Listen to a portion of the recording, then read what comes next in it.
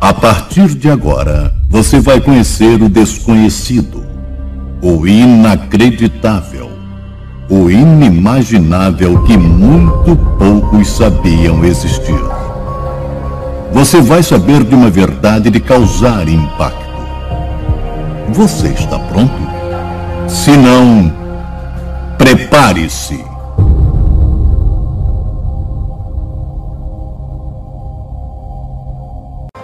As histórias de deuses e deusas da Grécia Antiga são eternas. Ainda nos dizem alguma coisa hoje.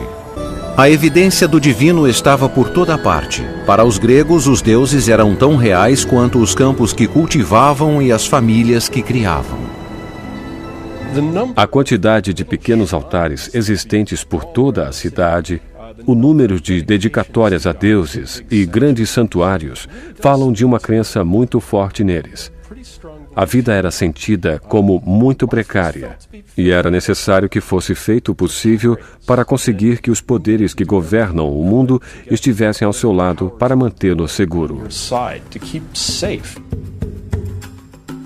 Do berço até o túmulo e de uma estação até a outra, cada fase da vida humana estava interligada com os deuses. Mas enquanto as principais divindades como Zeus, Prometeu e Deméter eram adorados em todas as mais de 700 cidades-estado, cada cidade e aldeia afirmavam ter seu próprio deus. O panorama da Grécia era cheio de deuses que poderiam ser completamente desconhecidos na aldeia seguinte. Cada pequena corrente de água, cada fonte de água fresca, qualquer coisa que fosse apreciada no clima poeirento da Grécia tinha sua própria divindade. Cada aldeia era encorajada a ter seus próprios deuses favoritos e seus próprios heróis. Os deuses eram muitos, assim como suas funções.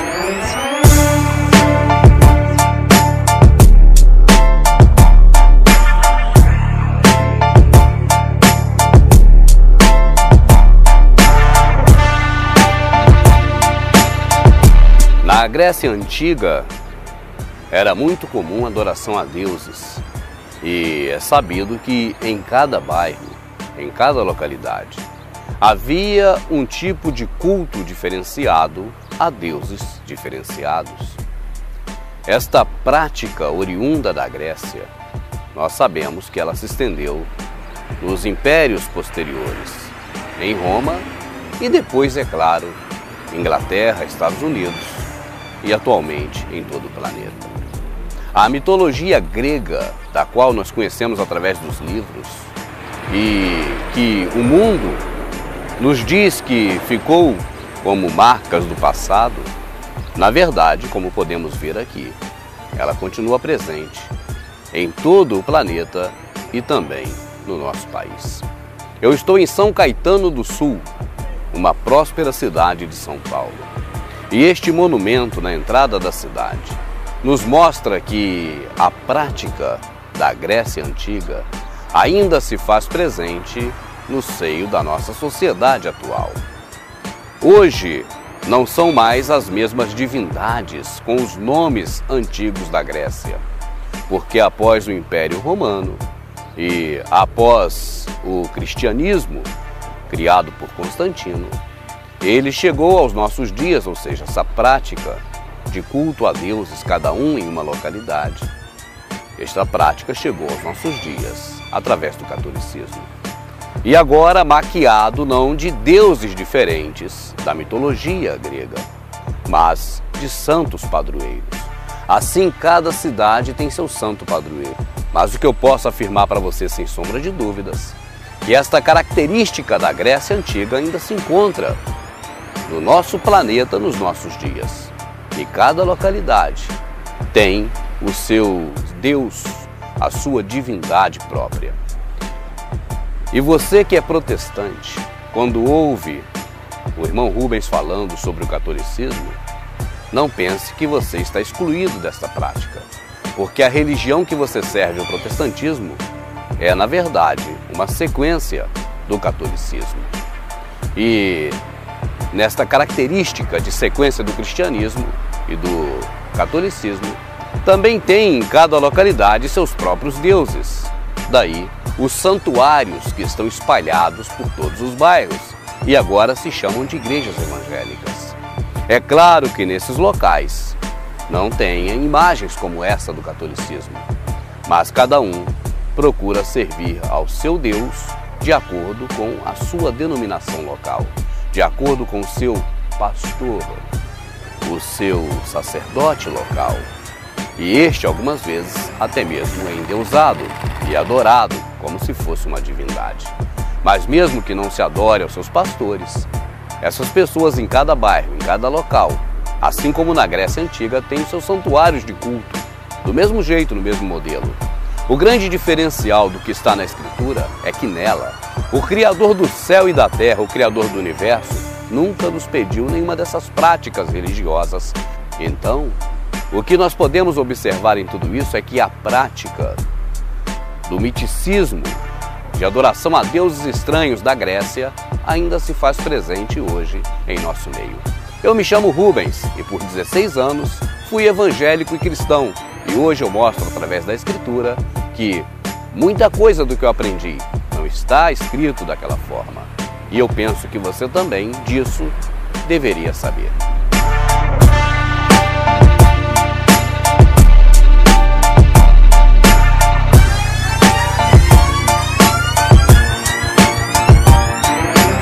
Quando nós falamos assim, você deveria saber. Quando se fala deveria, quer dizer, uma coisa que seria assim natural, normal, né? Que o diferente ou estranho é não saber, porque já deveria saber. Mas quando nós falamos já deveria saber, amada, ou você deveria saber, é porque nós estamos nos referindo à Escritura. Sim. Então, isso quer dizer assim, você deveria saber dessas coisas se você lesse a Escritura conforme a Escritura foi feita. Sim. Mas as pessoas deveriam saber e não sabem porque elas não leem a Escritura para poder aprender. Elas só leem a Escritura para poder, na Escritura, ou seja, aí no caso a Bíblia, né, para poder ver aquilo que o pastor está ensinando ou ao vivo num culto, ou pela televisão, ou através de estudo, para testificar o que ele está falando. Então, essas pessoas, e aí, né, quem são essas? Todas as pessoas do protestantismo, de um modo em geral. Né? Elas pegam a Bíblia para poder acompanhar um estudo bíblico de um livro, ou de uma apostila, ou de alguma coisa que um pastor preparou. Ou então na hora do culto, para poder apenas assinar embaixo do que o pastor está falando.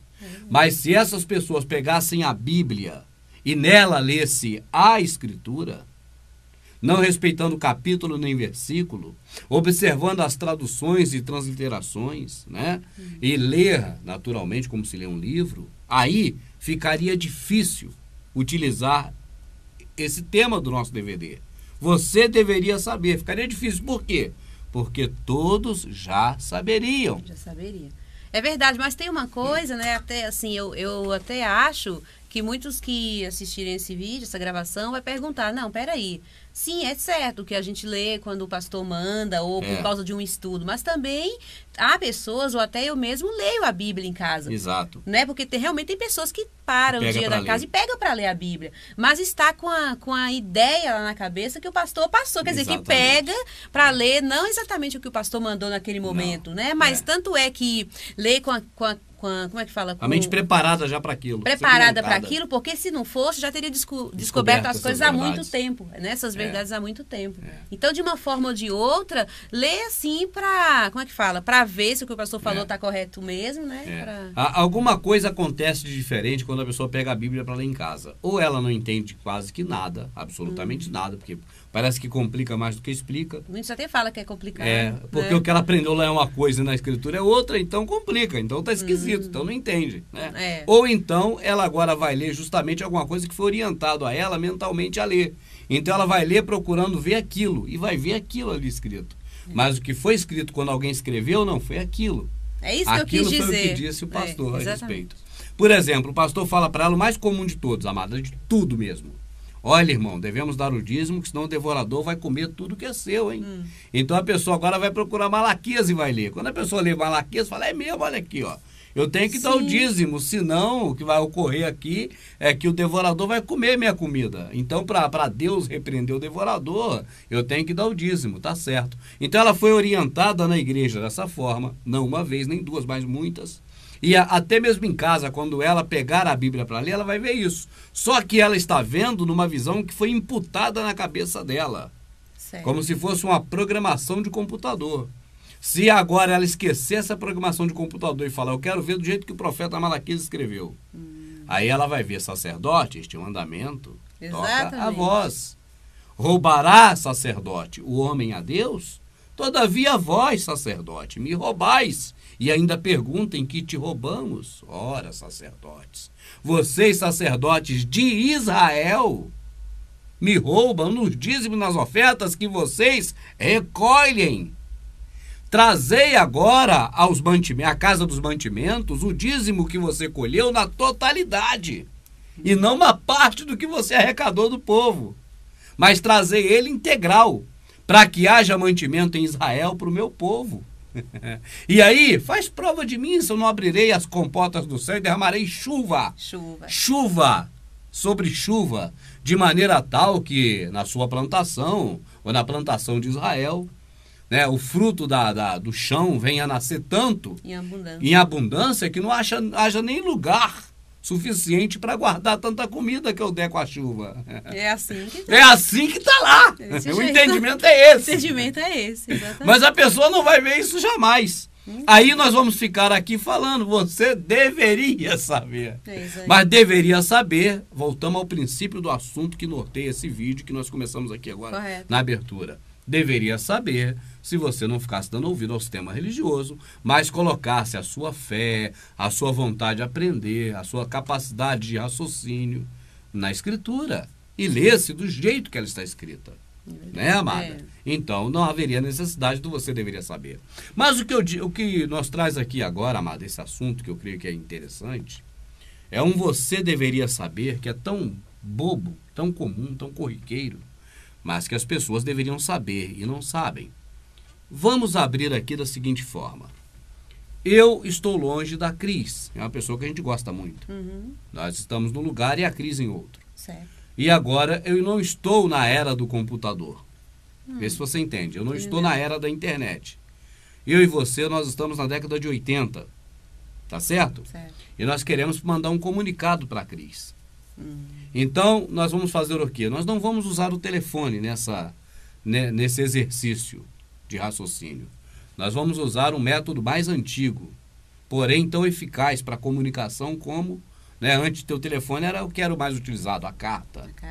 Então agora, amada, vamos nós pegar uma missiva. Sabia que carta chama missiva? Eu não sabia, não. Vamos fazer uma missiva para a Cris. Nós vamos pegar o papel, vamos pegar o lápis ou a caneta e vamos escrever.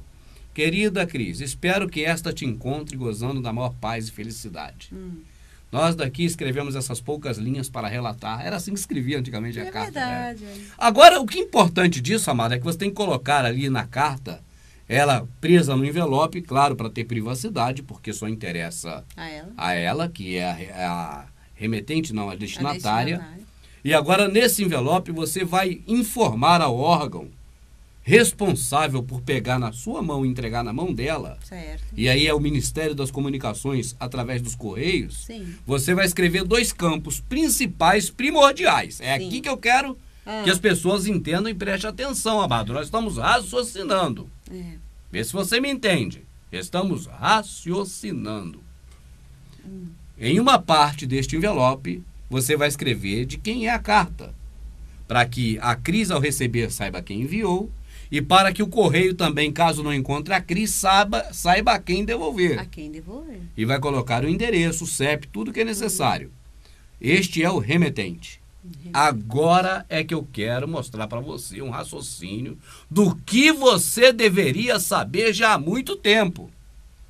De um lado da carta tem o remetente, do outro tem o quê? O destinatário. O destinatário. Presta atenção no destinatário, meu amado.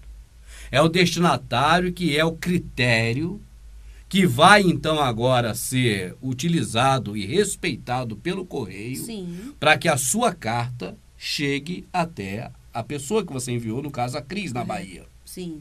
Tá certo, amada? Certo. Então, assim sendo, você percebe que há um critério para que essa carta chegue a Cris. Que o destinatário seja escrito de acordo com, né, os dados de endereço, de nome, de tudo.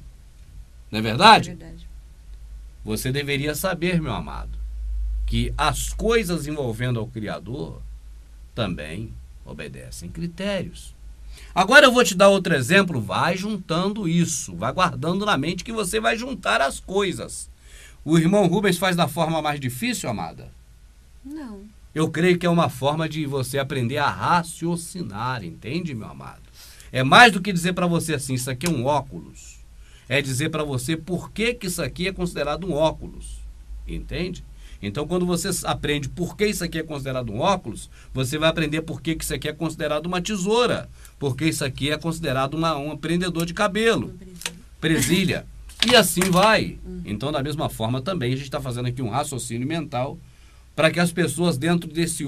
Você deveria saber que nós estamos fazendo, saiba como funcionam as coisas de acordo com as coisas que nós acostumamos e as coisas que são do Criador. Então é para isso.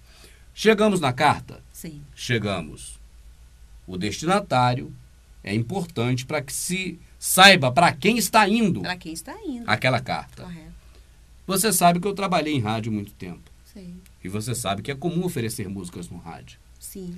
Então, eu estou agora em 1990, trabalhando na Rádio Continental do Rio de Janeiro, que é uma das rádios que eu passei. Sabe? Então, agora você vai ligar para mim, para a rádio, e vou oferecer uma música para a Cris. Tá certo? Então, agora, a próxima música, Empty Garden, do Elton John, vai ser você vai falar no telefone, eu ofereço para minha amiga Cris. Você colocou destinatário? Não. Não. Você escreveu alguma coisa que vai firmar que isso aqui é para A, B ou C? Não. Mas você falou que é para a Cris. Certo. A Cris lá do outro lado tá ouvindo o rádio, ela ofereceu uma música para mim, tá toda feliz. Eu pergunto, será que com o Criador funciona também assim? Não. Como no caso da música, que essa hora a música é para ele, outra hora é para outro, ou como na carta, que as coisas é direcionada certo? Eu acho que funciona desse jeito agora. Como? Do exemplo que você deu do rádio. Do rádio, né? É verdade, amado. É assim que o povo tem feito. Olha aqui, eu vou cantar e dançar agora, mas é porque eu gosto de baile. Isso aqui eu tô... Agora eu vou cantar e dançar é porque é para Deus agora. Essa ele vai entender que é para ele. Mas essa prática não é antiga, essa prática não é nova. Porque antigamente, amado, as pessoas queimavam um animal, aí dizia, este animal é para Baal. Entende? Mas esse critério é da cabeça da pessoa. Sim. Ela mesma é que dizia, olha, este animal é para Baal. E na cabeça dela era. Agora ela dizia, este animal que eu estou queimando do mesmo jeito. É pro Deus, vamos dizer assim, para Jeová. Tá certo? E na cabeça das pessoas era mesmo.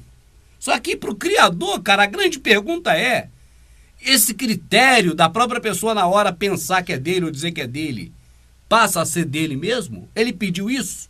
Pedir, não pediu. É essa que é a diferencial. Entende, amada? É isso que eu estou querendo aqui que a pessoa raciocine para poder entender o que eu estou dizendo. Certo. Entendeu, minha rica? Entendi.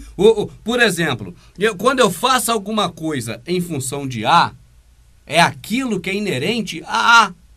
Quando eu faço alguma coisa em função de B, é aquilo que é inerente a B. Certo. Ô, amada, por exemplo, eu vou chegar agora para votar porque eu sou um cidadão brasileiro, eu gosto de votar no candidato, eu vou votar agora no meu candidato a deputado federal, que eu escolhi, tá certo? Eu vou chegar na junta da escola, onde for ali agora o local de votação, e vou entregar minha carta de motorista. Tá aqui, moça, a minha carta de motorista, eu vim votar. O que ele vai dizer para mim? Que não é a carta de motorista. Agora eu chego pro cara que me parou no trânsito. Pip! Cadê seus documentos? Eu vou até aqui, ó, meu título de eleitor. O policial vai dizer, tu tá brincando comigo? Hã? Sim. Sabe por quê, amada?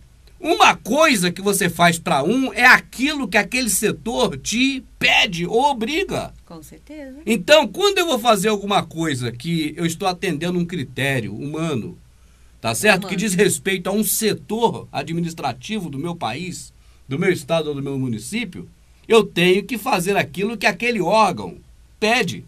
Sim. E quando eu vou fazer outro, eu tenho que fazer o que o outro exige. Verdade. Entende, amada? Essas coisas humanas são tão comuns. Será que as pessoas não percebem que as coisas do Criador, amada, são muito mais sérias do que essas? Com certeza. Então, se nós lermos a Bíblia, a escritura que está na Bíblia, de forma descontaminada, nós vamos ver o que ele nos pede. Vamos. Se é a carta de motorista, se é o título de eleitor, Sim, se é que ofereça música para ele na rádio, se é que mande uma carta direcionada. é isso mesmo. Entende, amada? Sim. Nós vamos ver o critério que ele determinou. Com certeza. Não é o que eu escolhi para fazer. No trânsito, amada, eu escolhi. Eu abri a minha carteira e peguei aqui meu título de eleitor e dei o policial. Eu escolhi o título para dar o policial, mas o policial vai zombar da minha cara. Quer dizer, vai dizer, você está zombando de mim? Né? Ou Vai se achar que é uma enganou, zombaria. Ou se enganou, Ou me enganei ou foi de propósito. Se eu me enganei, amada, da próxima vez, o que eu faço? vai fazer o certo. Fazer o certo. Se você se enganou até agora, meu amado, da próxima vez faça o certo, meu amado. Claro. Não é verdade? É Porque você verdade. não está fazendo para o policial nem para o homem da junta eleitoral. Você está fazendo algo que é o próprio Criador quem disse. E na palavra dele, amada, hora nenhuma ele pede para cantar para ele. Não. E muito menos que as pessoas dancem e digam, essa dança é para Deus. Ou essa não é. Critérios humanos, essa música é gospel. Então essa gospel é para Deus. Essa aqui é mundana. É. Essa não é para... Esse critério é de quem? Tá onde escrito isso aqui? Em lugar nenhum. Eu vou ouvir o Zeca Pagodinho. Se eu bebo é com meu dinheiro. Se eu fumo, quem tem alguma coisa com isso.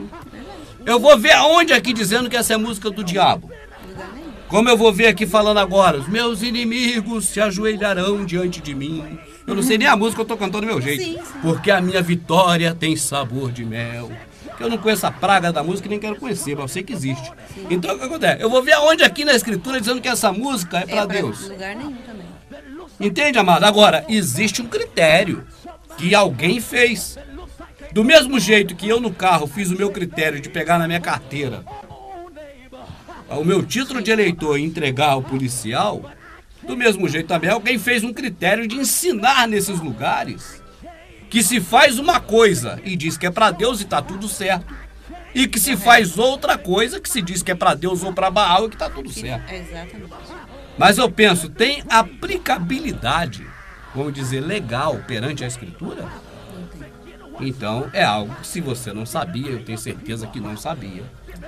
Não o A, o B, o C que está assistindo, mas muitos que assistem. Porque que por mais que essas pessoas leiam a Bíblia, nunca vai chegar a esse Não vai. entendimento, esse raciocínio, porque no fundo, Não. no fundo, sempre chega o que o protestantismo ou o catolicismo pregam. Prega. Então, meu amado, só para poder a gente passar ali aqui, que a minha amada vai ler Jeremias, e nós vamos conversar sobre Jeremias também, que tem a ver com esse assunto, mas eu quero dizer para você assim, meu amado, o critério de se fazer algo que o Criador se agrada que você faça, não é um critério escolhido pelo Papa, nem pelo Calvino, nem por aquele que pregou na porta lá, o Lutero, entende? Nem pelo teu pastor de hoje e nem por outro homem, seja ele qual for. O que nós fazemos e que o Criador se agrada é o que está na sua escritura de ponta a ponta. O livro de Miqueias, por exemplo, é pequenininho, leia ele inteiro, que você vai ver que o Criador não se agrada de sacrifício, nem de oferta de animais, mas o que ele quer é que você seja justo com o próximo, isso é o suficiente. Aí a pessoa pode perguntar hoje, mas sacrifício, aquele tempo o pessoal matava, né? Sacrificava animal, os filhos, essas coisas, mas o sacrifício hoje, é bom até deixar claro que é outro, né? É, exatamente. outro sacrifício, não é aqueles mesmos. Não aquele. Hoje, até no próprio protestantismo, eles ensinam, eles falam sacrifício de louvor, sacrifício de dança, sacrifício de dinheiro, de dar um dinheiro que não pode dar, é um sacrifício. Né? A Universal fala muito isso. Agora, o certo é que o Criador não nos pede nada físico em função dele, nem que você dance, nem que você cante. Ele não pede nada disso. Não é que é proibido fazer isso. Você faz o que você quiser na sua vida. Com certeza. Isso não tem proibição do Criador. Aliás, o que menos proíbe as coisas é o Criador, porque ele deu livre-arbítrio. Ele não proíbe nada. Não proíbe nada. Quer matar a sua avó, que está entrevada em cima da cadeira de roda? Dá uma paulada na cabeça da véia. Pum! Ué, tu não é proibido. pelo Criador? Ele permite. Ele permite. Ou você acha que o Criador vai pegar na tua mão e não deixar você dar uma porretada na cabeça da senhora? Entende, amado? Eu falo essas atrocidades mais absurdas pra pessoa entender o que ele tá falando. Tipo assim, pra cair na real, né? Pra cair na real, é um choque. Né? Então você entenda que fazer as coisas, a gente pode fazer o que quiser perante o Criador. Não digo perante a lei do homem, porque rapidinho a lei vai te pegar e sacudir. Mas perante o Criador, o acerto de contas vai ser só uma vez naquele grande dia. É verdade. Então você vai fazendo meio que quer, né? Mas ele, o Criador, já disse o que agrada a ele e o que não agrada. Então, se eu chegar e falar assim, olha, eu vou fazer isso assim assado, e isso é para o Criador. Será que vai ser realmente por Criador, para o Criador, apenas porque eu falei? Neste caso, eu exemplifico a carta. Essa carta eu escrevia para Cris. Sim. Mas peraí, não tem os critérios aqui que são adotados para que chegue até a mão da Cris. Não tem aqui nem o remetente, nem o destinatário. Não vale só dizer que é para Cris. Então, com o Criador também, não vale você dizer essa cantoria, esse culto, é uma homenagem ao Criador. O Criador, ou Deus, esse culto é para você. Não adianta isso, isso não tem na Escritura hora nenhuma dizendo que esse critério de você dizer que é para ele, ou pensar, ou fazer intenção dele, a pessoa pode até fazer, né? Na cabeça, na mente, no coração, que é pra ele. Mas, assim, a encontrar aqui que ele pediu estas coisas... Não vai encontrar. Não vai encontrar. Mas, assim, é o que você falou, não é proibido fazer. Não. Né? Ninguém tá falando aqui que a pessoa não dança, não canta. Ninguém tá falando isso. É só não usar o nome dele como se ele tivesse pedido essas coisas. Porque não é. Ele não vai receber porque você disse que é pra ele. Se ele fosse receber algo porque a pessoa disse que é pra ele, estaria escrito na Escritura. Você diz que esse boi que você vai matar, ou diz que esse culto que você vai prestar hoje é pro Criador. E aí vai ser para ele. Está escrito isso em algum lugar, amada. Isso não tem lugar nenhum. Tem o contrário, para não fazer isso. Porque, amada, nós estamos dizendo isso tudo porque é o seguinte. Olha para cá. O sistema religioso chega para as pessoas que são membros das suas denominações e dizem às vezes assim, olha... Em Jeremias, quando o Jeremias, o Criador, Deus através do Jeremias, como eles falam, é Deus. Eles falam Deus. Através do profeta Jeremias, chamou a atenção dos sacerdotes, é porque aqueles sacerdotes estavam sacrificando no templo de Deus para Baal. Exatamente, é isso que eles dizem. O problema não era o templo, não era, né? Não é o sistema sacerdotal, não era isso, nem religioso, era alguns homens de lá que estavam fazendo errado. Exatamente. Ou seja, que o Criador aceitaria sacrifícios se fosse para ele, mas ali era para Baal. Era para Baal. Enquanto que o profeta Jeremias está dizendo que não existe isso, de queimar animal, entende? E o Criador aceitar para ele, porque nunca é para o Criador. É sempre para Baal, ele não mandou. Então, o que é tipo assim, amado, o que eles querem fazer é salvar o lombo para não perder o porco inteiro. Entende? É tipo assim, o camarada tá com um animal que tá ferido, que pode dar uma gangrena no animal, e corta logo a perna toda do animal, fica com o animal com 3 pernas. Mas não perdeu o animal todo. Então esses caras gostam de falar que o problema religioso, do sistema religioso, são peças da engrenagem. Mas nós provamos por A mais B através da Escritura que não são as peças da engrenagem. É a engrenagem inteira. Nós temos repetido aqui, eu tenho usado aqui uma alegoria já há muito tempo. Não é uma fruta no pomar ou no pé da árvore.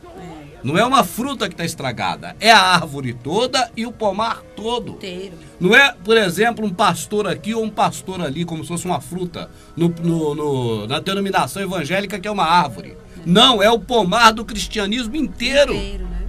Mas eles acham que devem apontar para o outro para poder a gente esquecer desse. Tirar um e colocar outro que é bode expiatório certo no lugar e continuar lá com as mesmas práticas. Para dizer que o sistema não está corroído, mas a verdade é que está. Então, o que eu quero que você saiba, se já não sabe, deveria saber, é que não há como fazer alguma coisa e você mesmo ou eu dizer isso é para Deus.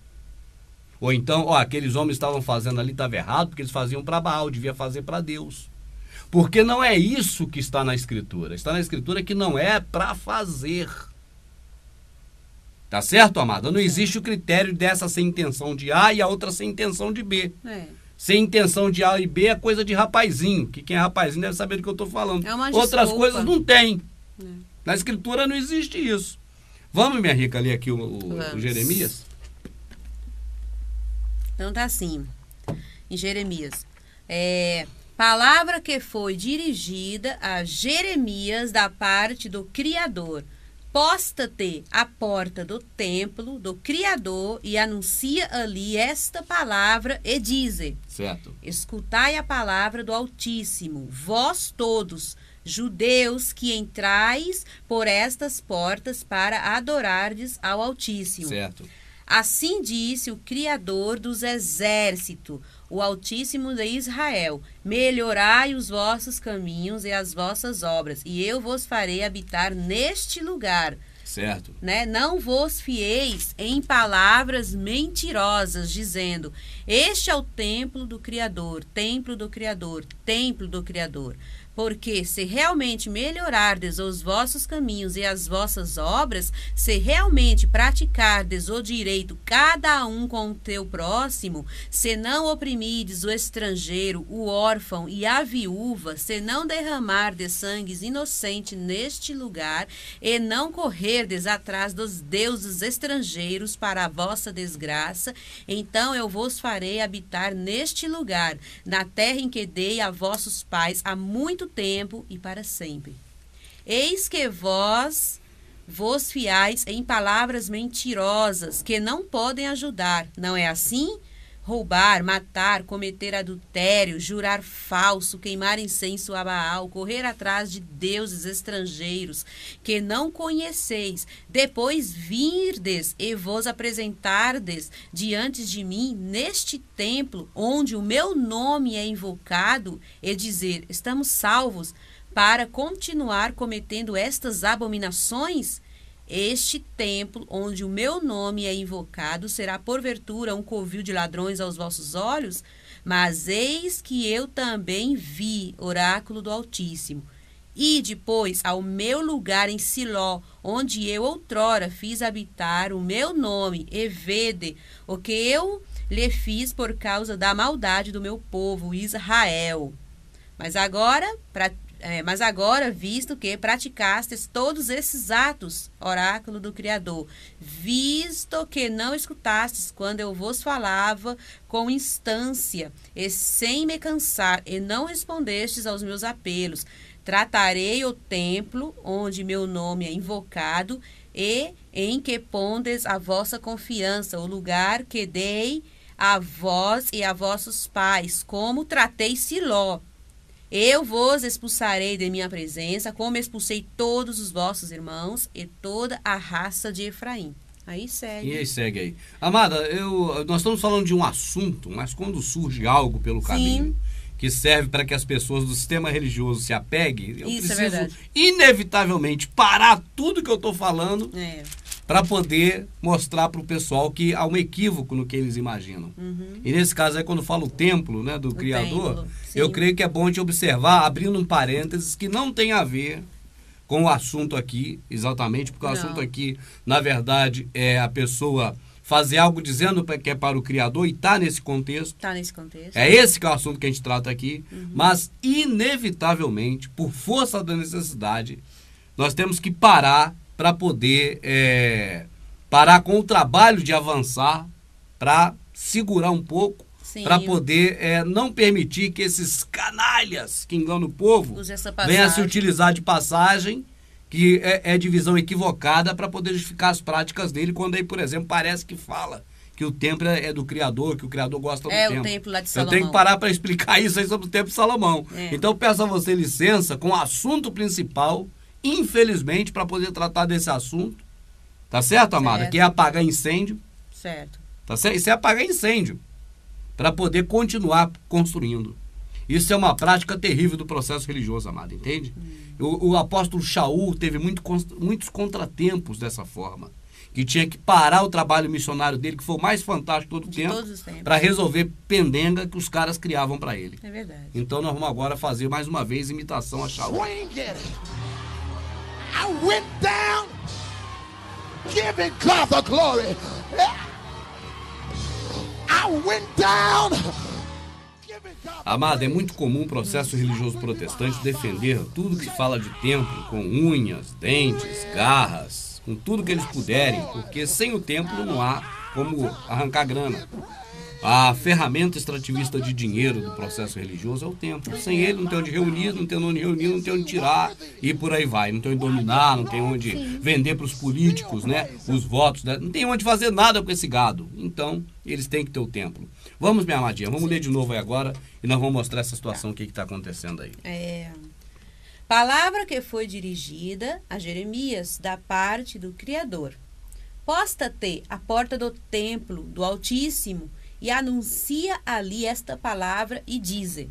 Né? E dizem, vai. Escutai a palavra do Criador, vós todos, judeus, que entrais por estas portas para adorardes ao Altíssimo. Então, até aí nesse pequeno trecho que você leu, você diz que você vê que há uma ordem para ele se postar na porta do templo e dá um recado para todos aqueles que entram por essas portas para adorar. Entram por essas portas. Né? A pergunta que eu faço aqui é a seguinte: quando você vê um pastor falando da igreja, local de adoração, que o povo tem que ir lá para adorar, o que está na sua mente é que o povo todo entra na igreja, se assenta no banco e adora ao Deus. Sim.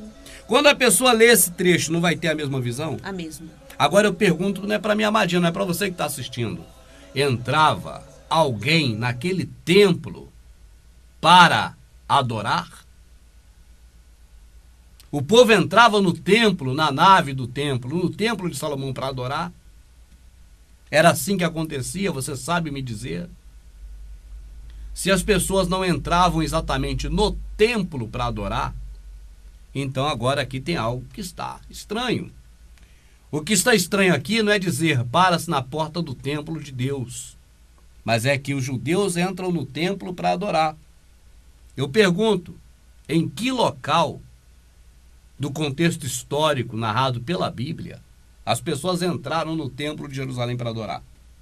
Ou no de Jerusalém, ou no de Salomão, ou no de Zorobabel. Aí eu pergunto a minha amadinha, será que algum dia entraram no templo para adorar, amada? Não, no templo mesmo, ali naquela nave ali, não. Quem entrava lá? Só os sacerdotes. Só os sacerdotes. Então não era o povo. E principalmente o que está aí, judeu. Judeu não entrava mesmo, era levita. Judeu passou a entrar na época do Salvador, porque era o templo de Herodes, era uma maracutaia. Mas aí não é o templo de Herodes, isso aí é o templo de Salomão. Sim. Então você já vê que não é bem disso que Jeremias está falando. Outra coisa, quando você vê nas Bíblias escrito templo, às vezes está falando de casa, que não é um templo, e às vezes está falando de santuário do Criador, onde está a arca dele. A arca dele. Nesse caso de Jeremias, pode ser uma coisa ou outra. Entendi. Entende, amada? Então, quando você vê, por exemplo, falar ponha-se na porta do santuário do Criador, não está errado. Está certíssimo. Porque o templo de Salomão, na época, era o santuário do Criador, porque Salomão, eu faço sempre assim com o dedinho, não é? Indevidamente, quando fala assim com o dedinho, amada, é porque é plena certeza. Salomão indevidamente enfiou a arca lá dentro. Exatamente. E o Criador não volta atrás com sua palavra. Exato. Então, a presença dele se fazia no local. Por causa da arca. A própria Bíblia, eu já não vou arriscar a Escritura. Eu não vou além do que está escrito. Eu não vou arriscar a Escritura, mas a própria Bíblia trata o templo de Salomão como templo do Criador ou casa do Criador, por associação da arca está lá dentro. Mas volto a dizer, eu não afirmo que a Escritura fazia isso. Mas que a Bíblia faz isso, faz. Entende, amada? Na Bíblia está assim, em alguns lugares. Que o templo, casa de Deus, o templo de Deus, por causa da arca que está lá dentro. Como era também Siló. Sim. Como era também Betel. E outros lugares por onde a arca passou.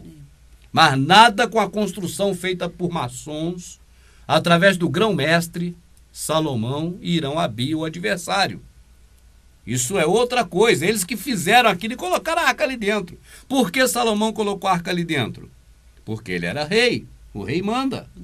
E quem é súdito tem que obedecer. Então agora você saiba de uma coisa interessante, meu amado. Ali está, nesta versão aqui, templo. Talvez até nas outras esteja templo também. Mas pode se referir ao santuário, que muda um pouco de figura. É o local onde está a arca. Tá certo? Por isso é o local ali, o santuário de Deus, vamos dizer assim, o santuário do Criador, como era o tabernáculo. Não tenha dúvida, o tabernáculo era o santuário do Criador, onde estava a arca. E aí há uma transformação de tabernáculo em templo. Tabernáculo de couro, de madeira, em couro revestido, para templo de alvenaria, né, de concreto. Naquela época era pedra, nem sei se argamassa se usava, né? Que seria o concreto hoje, mas de pedra, sem dúvida, por fora pedra e por dentro madeira revestida. Era o templo de Salomão, madeira de cedro. Agora, amadinha, vamos lá. Vamos ler de novo agora, que eu acho que a visão foi um pouco clareada nessa coisa. Lê esse trecho. Palavra que foi dirigida a Jeremias da parte do Altíssimo. Certo. Posta-te à porta do templo do Criador. Pode estar dizendo aí do santuário ou até mesmo de Jerusalém. Jerusalém. Tá certo? Porque se está falando casa no lugar de santuário, aí é referência a Jerusalém. Jerusalém. Por que eu digo pode ser isso ou aquilo, amado? Porque não confie que o que está na Bíblia é o que estava antes da Escritura. Porque em muitos lugares não é. Depois que Roma meteu a mão, Roma mexeu os pauzinhos. Então vamos repetir mais uma vez e vamos mostrar mais uma vez, amado, para que a pessoa tenha um entendimento mais próximo da realidade. Certo. Vamos lá. Palavra que foi dirigida a Jeremias da parte do Altíssimo. Foi o Altíssimo quem usou a boca dele. Certo. Posta-te à porta do templo de Yahvé. De Yahvé, tá Yahvé. Ou santuário do próprio Criador mesmo, tá certo? Sim. Referindo-se ao local onde está a arca ali, né? O Santo dos Santos, ou referência à casa do Criador, sendo Jerusalém, as portas. Vamos lá. Posta-te à porta do templo do Altíssimo e anuncia ali esta palavra e dize: escutai a palavra do Criador, vós todos, judeus. Todos os judeus. Sim. Que fala. Que entrais por estas portas Agora, para adorar. Não tenha dúvida, não é porta do templo de maneira nenhuma. Não há a mínima chance de ser porta do templo. Porque ninguém entrava na porta do templo para adorar. E só quem entrava lá para fazer trabalhos sacerdotais eram os levitas. Levita é uma coisa, judeu é outra. E não são todos os levitas, não. Ah, minha carteirinha, eu nasci de Levi, eu entro. Nananina, não. Você é de linhagem sacerdotal? Você é filho de sacerdote, neto de sacerdote, da descendência direta de Arão. Não é das descendências de Moisés, não, amada, é de Arão. De Arão. Porque aquilo era uma coisa de pai para filho. Uhum. E o nosso queridíssimo Moisés jamais foi sacerdote. Tá certo? Mas era levita. Era levita. Foi quem? Foi legislador? Foi juiz em Israel, tipo um rei? Foi. Sim. Tudo isso. Mas não era sacerdote. Sacerdote era de uma certa família. Família que própria Moisés era, mas da descendência do irmão dele para baixo. Verdade. Tá certo? Sim. Não atingiu do irmão dele para cima nem para o lado. Para cima seria pai, mãe e avô. Para o lado seria irmãos ou irmãs. Não. Só atingiu desse para baixo. De Arão para baixo. Então, ali dentro, quem entrasse por essas portas para adorar era entrar pelas portas de Jerusalém. Da cidade. Era lá que era o local de adoração. Era. Do lado de dentro das portas de Jerusalém. Então, definitivamente, quando ele fala ponte à porta do templo do Criador, não está falando do templo de Salomão, como um templo ali feito. Sim. Como hoje o pastor puxa para dizer que é a igreja. Verdade. Que é uma adoração como hoje você faz na igreja. Isso aí não tem amparo nenhum, de hora nenhuma, da prática errada da velha aliança. Isso tem amparo de uma prática mais errada ainda, da Grécia e de Roma. Sim. Culto a deuses estranhos e, neste caso, Mitra. É um reflexo, é uma continuidade do mitraísmo. Tá certo? Certo. Eu creio que, amado, pode ler mais um pedacinho, que você vai ver outra contradição estranha aí, Certo. que leva-nos a mostrar por A mais B que aquilo não é o templo do Certo. Criador. Vai lá. Então, agora para fechar. Vamos lá. Escutai a palavra do Criador, vós todos judeus, que entrais por estas portas, De Jerusalém. né, para adorardes ao Pai. Assim diz... Só mais um detalhe, amada. Depois, mais tarde... Peraí, o período de Jeremias? Não, já é aí, perdão. Nessa época mesmo, só judeu podia entrar em Jerusalém, porque quem era samaritano ia para os altares no... Já não podia. Não podia. Ah, por isso que já disse aqui, vós todos judeus, não é? Que era samaritano, que o resto virou samaritano. Certo. O resto virou Israel. Isso aí não é Israel. Isso é judeu. Judeu. Ficou separado. Israel de um lado, judeu do outro. Israel não podia entrar no templo. Rapaz, você deveria saber, meu amado, e acho que tem obrigação, antes de chutar o balde com a religião que você está servindo, o protestantismo, de encostar teu pastor na parede e perguntar para ele: pastor, te respeito como homem e quero continuar te respeitando como meu pastor ungido de Deus, mas depende da sua resposta agora. Que negócio é aquele de que o templo era um local que só judeu entrava, quem era Israel não entrava? Houve um tempo, pastor, que Israel não pôde nem entrar no templo? Israel, não é tanto falado em Israel. Houve um tempo, pastor, que nem Israel podia, não é entrar no templo, amada, para adorar, porque entrar para adorar não entra mesmo. Sim. Mas não podia ir lá sacrificar, fazer nada na porta do templo. Certo. Não tinha acesso nenhum. Houve um tempo disso, pastor? Eu creio que o pastor vai ter que falar algumas verdades que ele sabe da Bíblia. Não vai ter como ele fugir muito disso.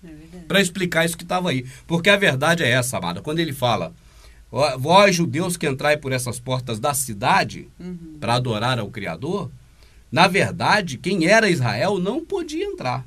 Eles tinham que adorar lá nos montes. Por isso que a mulher samaritana disse: nossos pais adoraram neste monte. Vocês tiveram 5 deuses, e o que agora você serve não é o Altíssimo. Verdade. Aí o protestante, pastor safado, enganando os outros, ou até, coitado, aquele, né, mais simples, que fala repetindo que aprendeu errado. Ela era uma prostituta, ela tinha 5 maridos. Não é nem que ela era uma prostituta. Eles dá a entender para o povo que o Salvador a chamou de prostituta e adúltera. Verdade. Pior ainda. Não é que ela era, que o Salvador chamou ela dessas coisas. Expôs a mulher. Expôs a mulher, né? Salvador nunca faria isso. Com ninguém, ele nunca fez isso com ninguém. Vamos lá, só expôs o tema. Vamos lá para acabar isso aqui, para a gente voltar ao que estava fazendo antes, porque tem que apagar incêndio. Assim disse o Criador dos exércitos, o Salvador de Israel, ou o Deus de Israel está aqui, né? Melhorai os vossos caminhos e as vossas obras. E eu vos farei habitar neste lugar. Neste lugar aonde? No templo? Peraí, se ele está falando do templo... Tem que ser no templo. Então o farei habitar aqui no templo. O pessoal habitar lá no templo. Se ali em cima não é entrar pelas portas de Israel, mas é entrar pela porta... Aliás, me perdoem. Obrigado. Se ali não é entrar pelas portas da cidade de Jerusalém, mas pelas portas do templo, então aqui farei habitar dentro do templo. Ele está falando do templo. Fareis habitar neste lugar. Neste lugar onde? Onde vocês vão entrar pelas portas, pelo templo. Habitar dentro do templo. Complicado. É por isso, amada, que eu digo: se a pessoa conhecer a Escritura, esse deveria saber, já era. Elas já vão saber. E o pastor vai enganar elas quando? Nunca. Porque quando ele disser assim: irmãos, tem que vir na minha igreja, porque o povo ia na igreja adorar. Olha aí, judeu, quando entrar na porta para adorar. Então, olha aqui, irmão, o povo adorava no templo. Aí você fala: tá bom. E o Criador disse que se eles fossem justos com o próximo, daria aquele local ali para eles habitar ali, né? Dentro do templo, né, pastor? Nossa, Aí o pastor fala: não, você tá conhecendo a verdade. Vai falar igual disseram para mim: você não precisa saber mais nada aqui não, porque eu já sabe já, não precisa mais vir não. Não é mais bem-vindo, né? Não seria mais bem-vindo lá no meio. Assim disse o Criador dos exércitos, né? O soberano de Israel: melhorai os vossos caminhos e as vossas obras, e eu vos farei habitar neste lugar. Dentro do templo, viu, amada? É dentro do templo. Vai. Não vos fieis em palavras mentirosas. Quais são essas palavras mentirosas, hein? Olha dizendo, aí, ó. Este templo, né? Este é o templo do Criador. Olha aí. Não, aí Jeremias ficou maluco. Porque a hora ele fala que ele está na porta do templo, né, de Deus, depois ele fala: não confie em palavra mentirosa. dizendo que este templo é de Deus, repetindo. Sim. Este templo é de Deus, esse templo é de Deus. Por que repetir? Porque é assim que o pessoal acredita na mentira. Uma mentira repetida várias vezes, dizem que se torna uma verdade. Dizem, né? Porque para todo mundo passa a ser verdade. Então, não confie em palavras mentirosas, dizendo este templo é do Senhor, esse templo é do Senhor, esse templo é do Senhor. Isso é palavra mentirosa. Mais à frente ele vai dizer, complementando neste mesmo assunto assim, ó. Palavras mentirosas, que para as quais nada se aproveita. Das quais nada se aproveita. Não confieis em palavras mentirosas, dizendo, este é o templo do Criador, templo do Criador, templo do Criador. Repetindo. Por que está repetido aí, amada? Porque eles repetiam direto na cabeça do povo que aquele templo era do Criador. Ali, né, enraizado, o povo não tinha mais dúvida. Verdade. O povo lá de Israel, não. De Jerusalém, judeu. Judeu. Israel estava fora, não podia nem chegar perto. Porque se realmente melhorardes os vossos caminhos e as vossas obras, se realmente praticardes o direito, cada um com o seu próximo... Olha o que ele pede aí para nós, né? Esse é sacrifício, ó. Se não oprimirdes o estrangeiro, o órfão e a viúva, se não derramardes sangue inocente neste lugar... Não, peraí, mas eu posso derramar sangue inocente se eu disser que esse sangue é para Deus, aí eu posso. É esse o critério que o sistema religioso fala, amada. Sim. Que o erro desses sacerdotes é porque estavam derramando sangue inocente, mas era para Baal. Era para Baal. Estavam queimando incenso, mas era para Baal. Se queimar incenso para o Criador, pode. É isso que eles querem dizer. Sim. Neste lugar, e não correrdes atrás dos deuses estrangeiros para a vossa desgraça. Então eu vos farei habitar neste lugar. Em Jerusalém, né? No templo, aqui é o que a gente leu aqui agora há pouco, né? Eu vos farei habitar neste lugar, na terra que dei a vossos pais há muito tempo e para sempre. É isso aí. Né? Isso aí, no futuro, amada, na sombra, é ser salvo. Eu sei. É ser salvo. Verdade. Eis que vós fiais em palavras mentirosas. Vocês estão confiando em palavras mentirosas. Tudo que ele falou aí é palavra mentirosa. Aquilo não é templo do Criador, coisa nenhuma. Sim. Cadê? Eis que vós fiais em palavras mentirosas que não podem ajudar. Que de nada aproveita. Não é assim? Perguntando, Ainda pergunta, não é assim? Era o povo saber. Você deveria saber, por isso ele fala, não é assim? Já deveria saber, pô. Roubar, matar, cometer adultério, jurar falso, queimar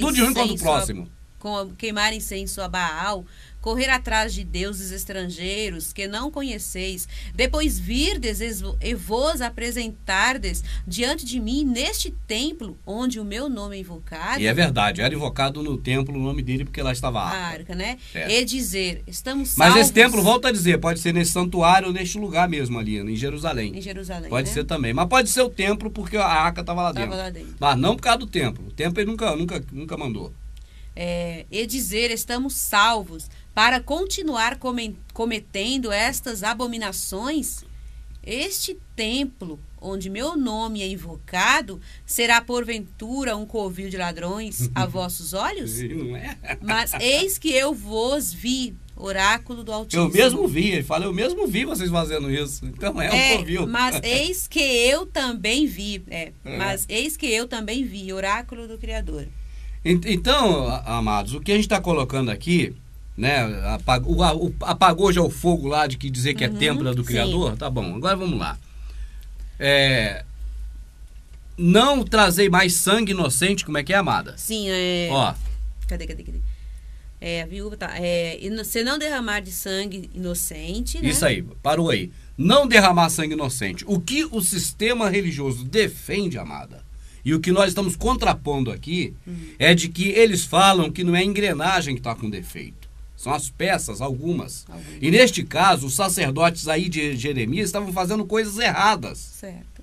Só que o que Jeremias aponta não é o sacerdote A, B ou C fazendo errado. Aponta a prática. A prática. Então ele fala, queimou incenso a Baal. Peraí, eu vou queimar incenso agora, mas aqui é a intenção de Deus. Então Deus vai receber. Sim.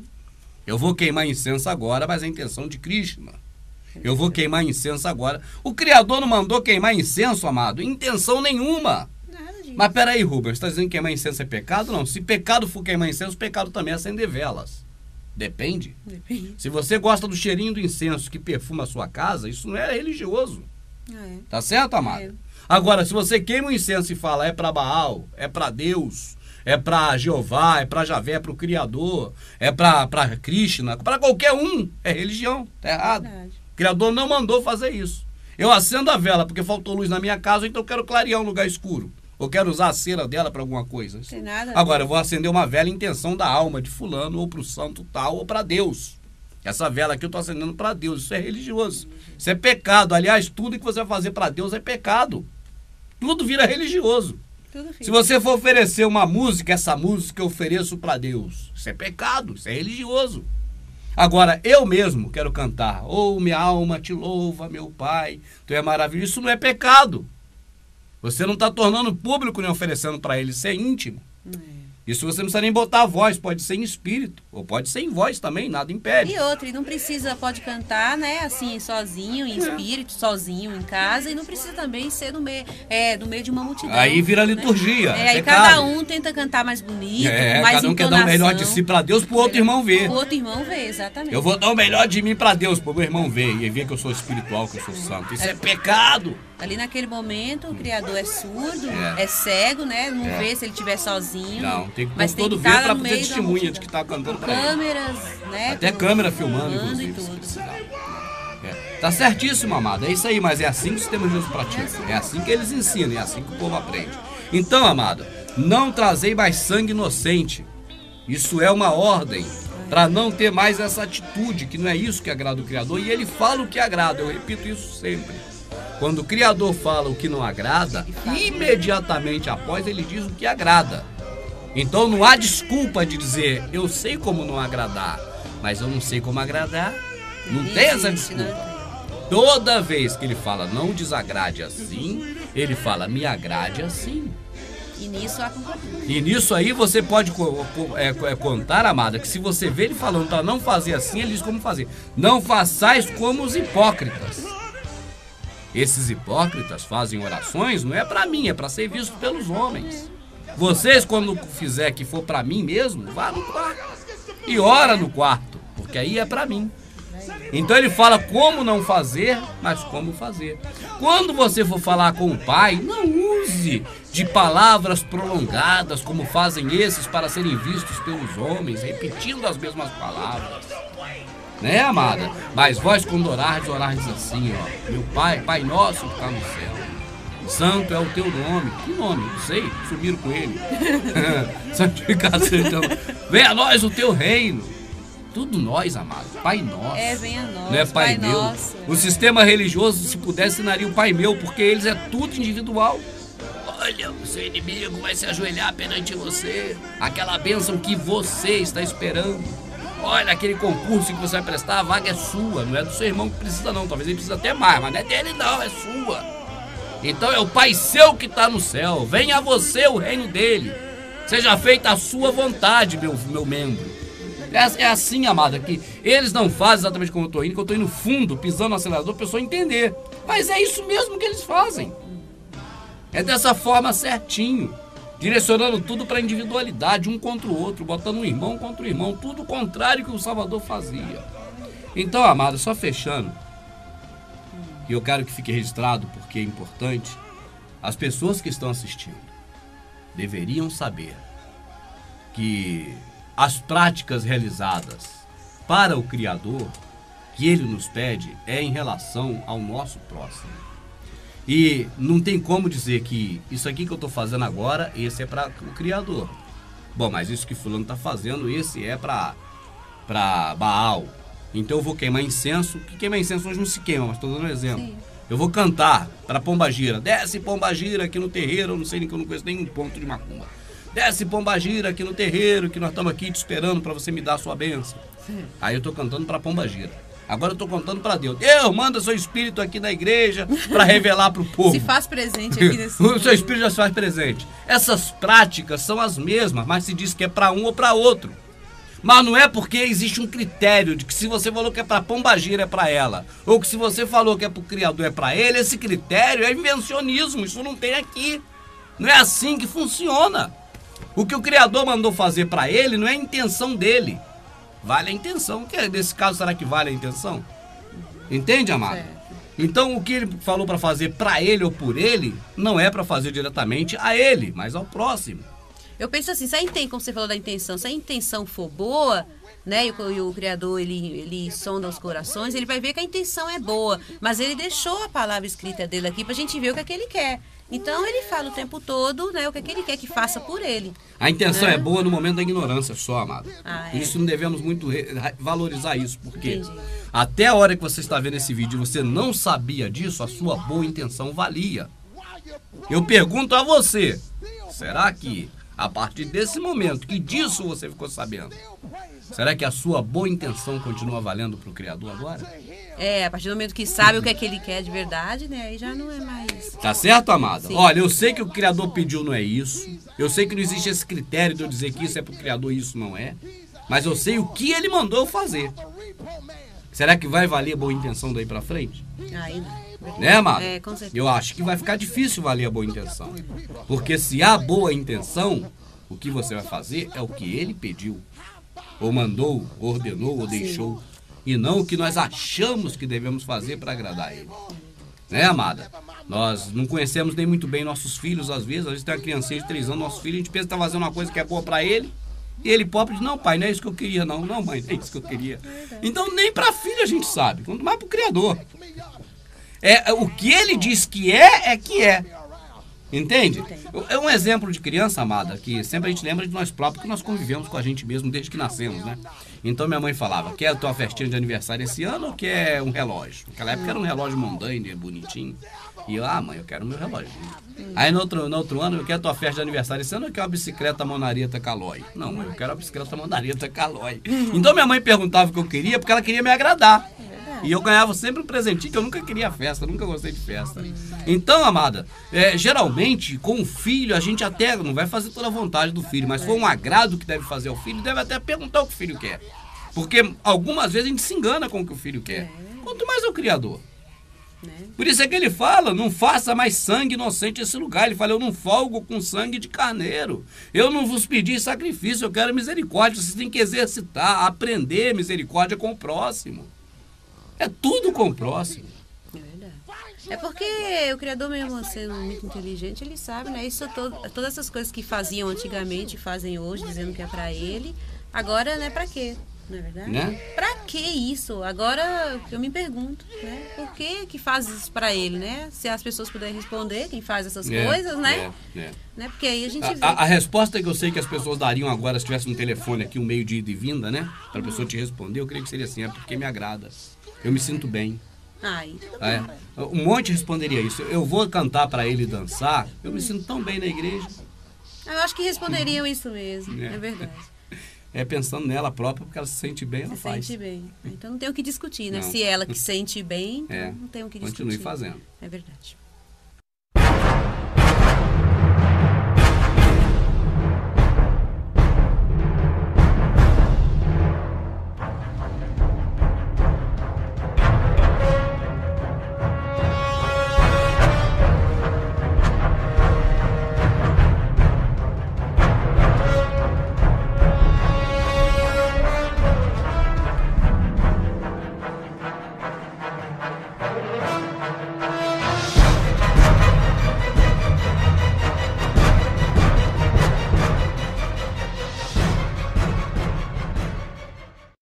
Um agradecimento especial às pessoas que colaboram com o projeto, com a ideia, né? E que têm abraçado também o Você Deveria Saber, que é um novo, né?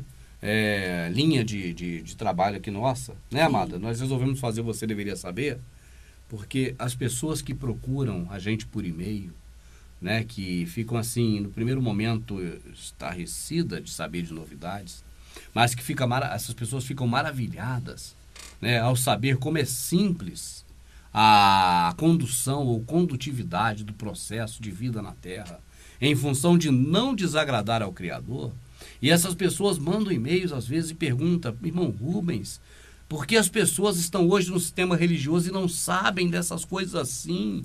Pô, Elaine, irmã Elaine, por que as pessoas não sabem disso? Essas pessoas deveriam saber. Então, de tantos e-mails, né, e tantas pessoas falando que é uma coisa que a pessoa deveria saber, que nós criamos o Você Deveria Saber. Né, amada? Verdade. É um segmento que só trata deste assunto. E até no próprio blog, né, alguém fez uma pergunta bem parecida, né, você já respondeu com vídeo.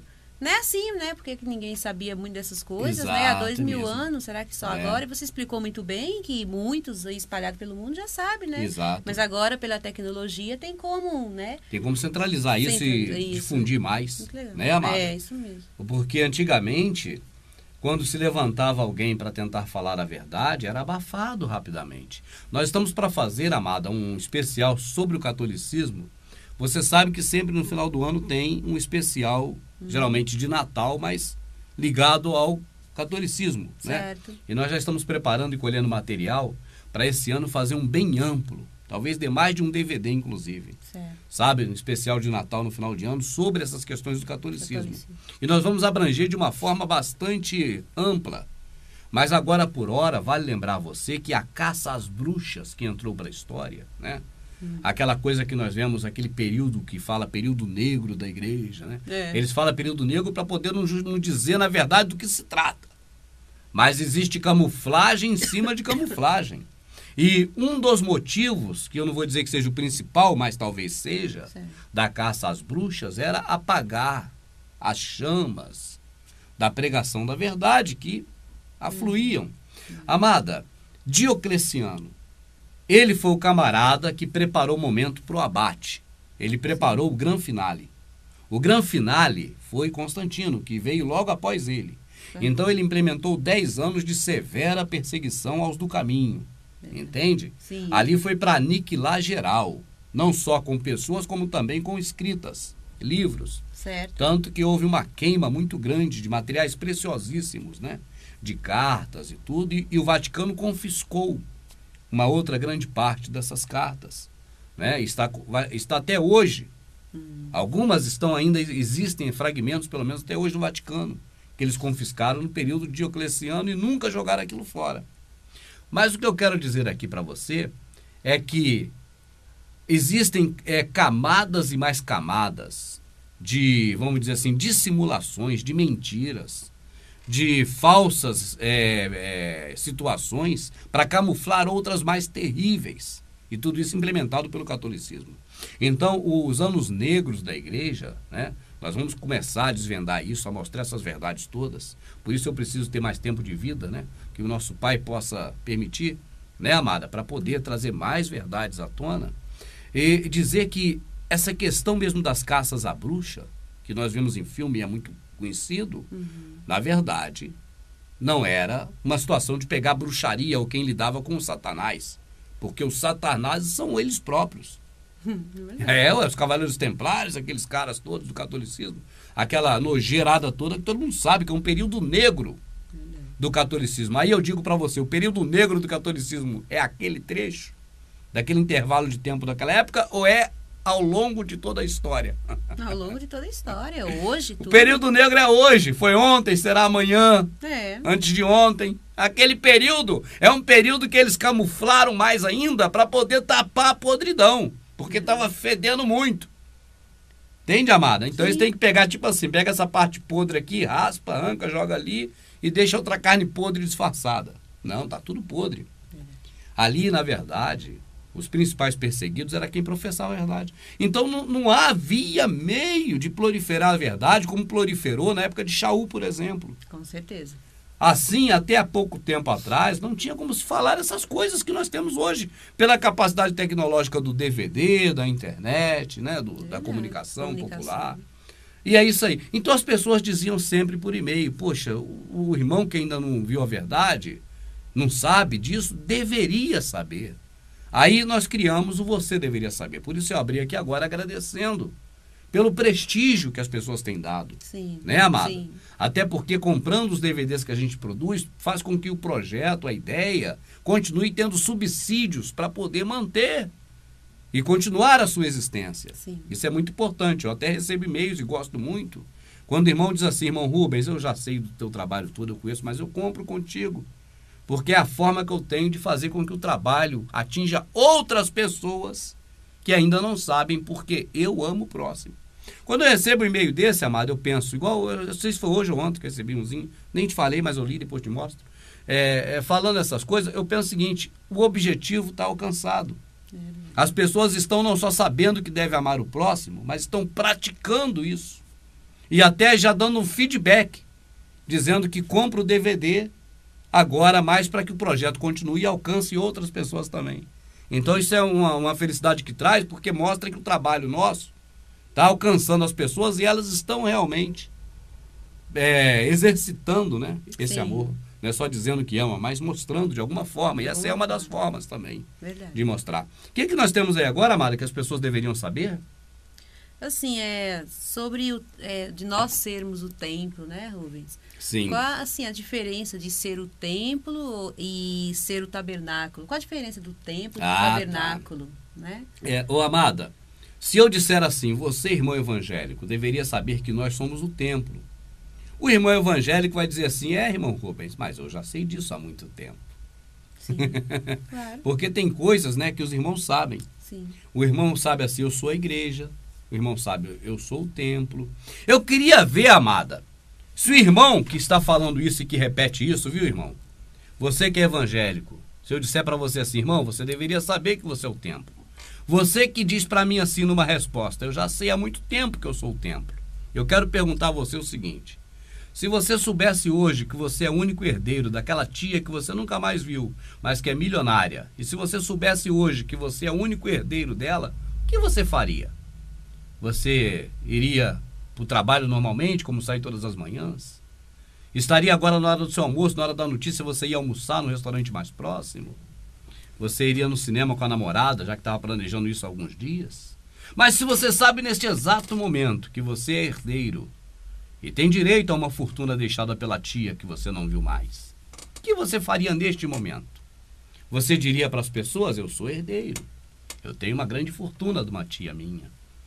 Eu agora vou almoçar tranquilo, que eu sou herdeiro, eu tenho uma grande fortuna que a minha tia me deixou, logo mais eu vou para casa dormir, que eu estou na rua trabalhando, eu tenho que visitar ainda um cliente, eu vou lá visitar meu cliente, logo mais eu tenho que ir no culto, eu vou na igreja, mas eu estou sabendo, eu sou herdeiro. Será que é assim que as pessoas agem, Amada? Acho que não. Não.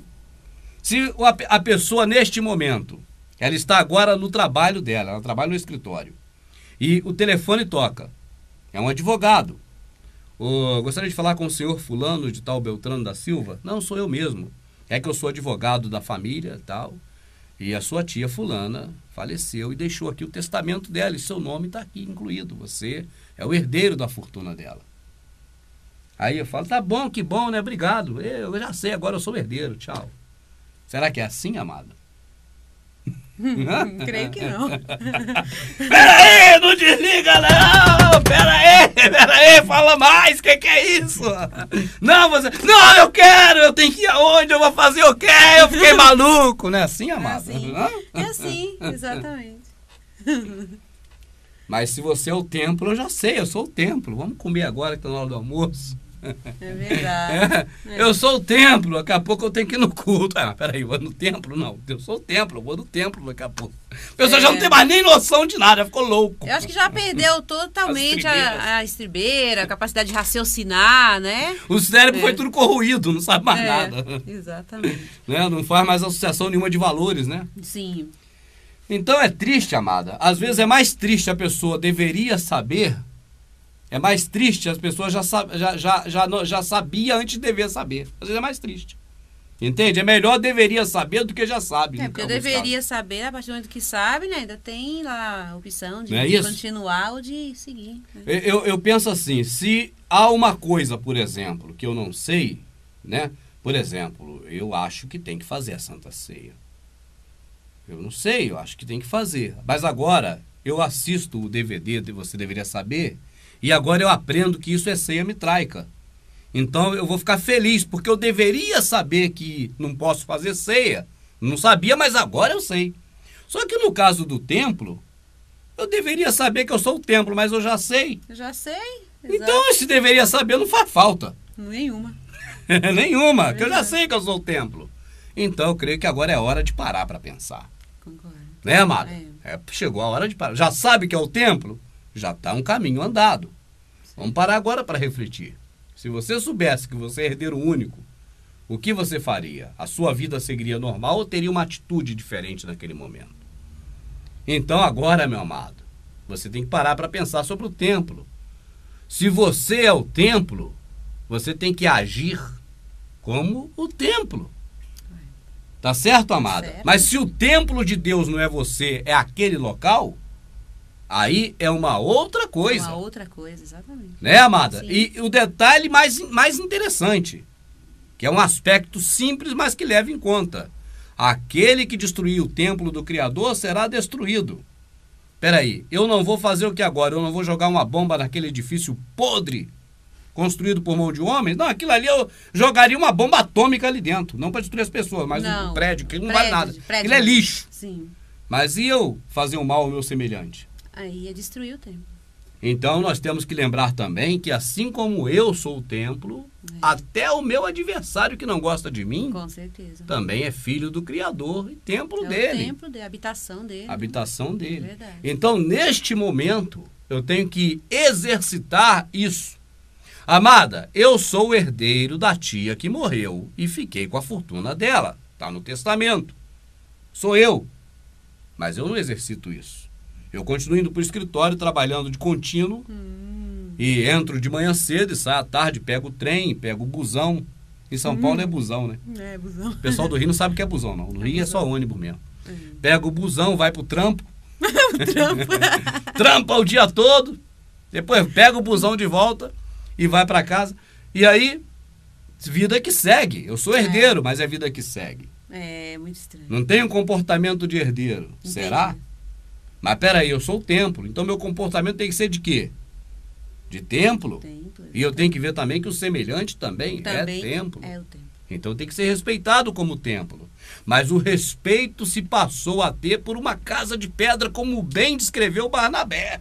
Eu até acho que eles transferiram isso da gente ser o templo para uma construção de pedra feita por homens também, por causa disso, porque essas pessoas, não digo as pessoas, mas quem sabe das coisas, ensinam para as pessoas que a casa lá é o templo, para não ver no outro que é o templo e a habitação do Criador.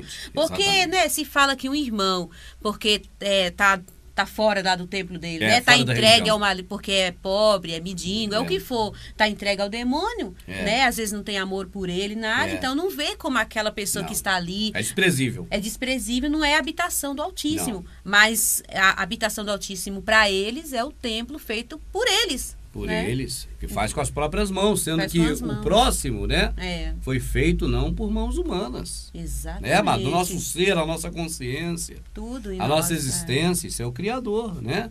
Assim, amada, nós abrimos aqui falando da importância da ideia do você deveria saber e depois agora ressaltando a questão do templo, né? E mostrando um exemplo que se fosse herdeiro, geralmente a pessoa botaria um valor nisso, Com né? certeza. Então, só para lembrar a pessoa, amada, que mais valioso do que uma herança deixada por uma tia, que é coisa humana, é a herança maior deixada pelo Criador, que Verdade. fez com que seu filho morresse, pagasse alto preço no sangue para que a gente fosse o templo e morada dele. Exato.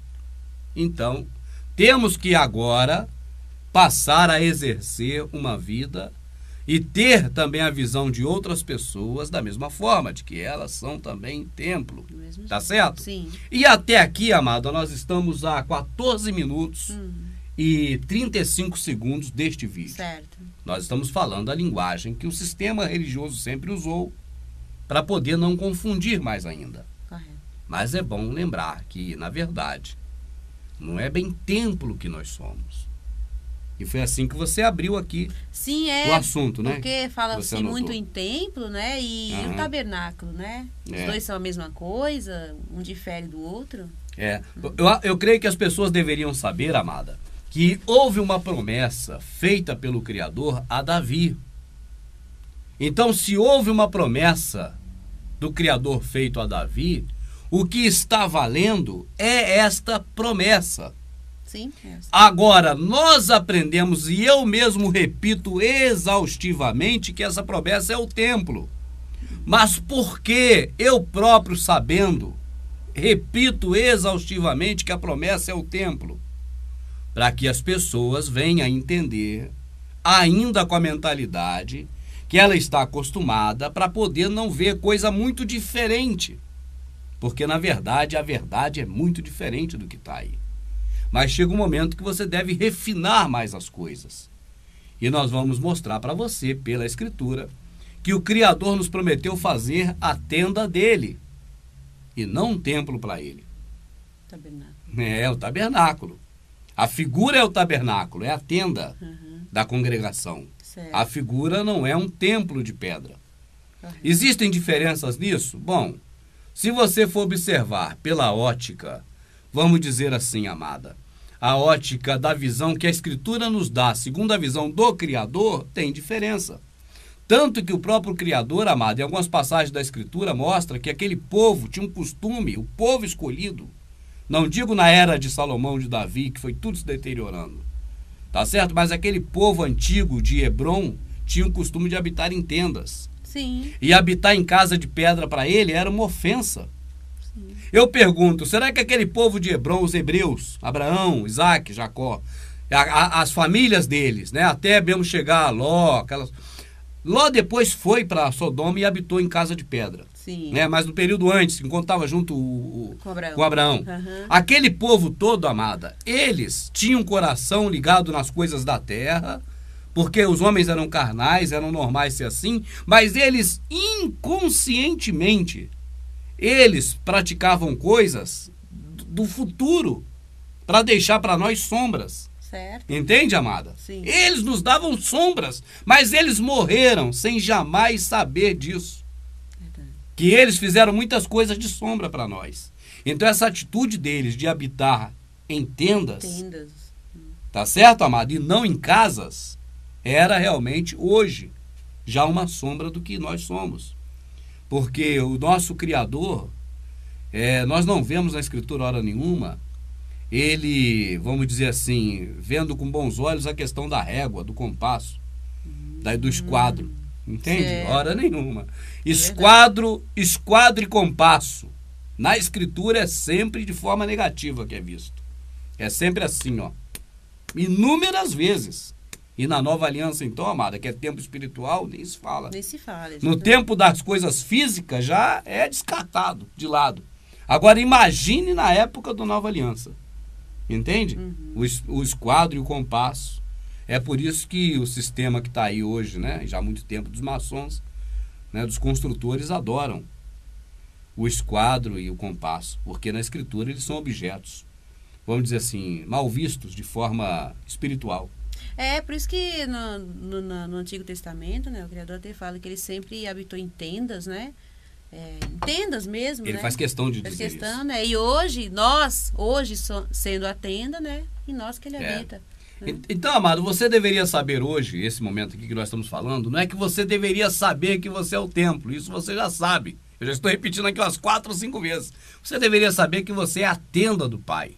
É isso que você deveria saber e vai ficar sabendo, porque nós vamos ler agora a passagem em que o Criador fala através do seu profeta Natan com Davi, e vamos ver também o anjo do próprio Criador falando com Maria, e vamos comparar, e vamos ver a tenda do Pai no lugar do templo, tá certo? Tá certo.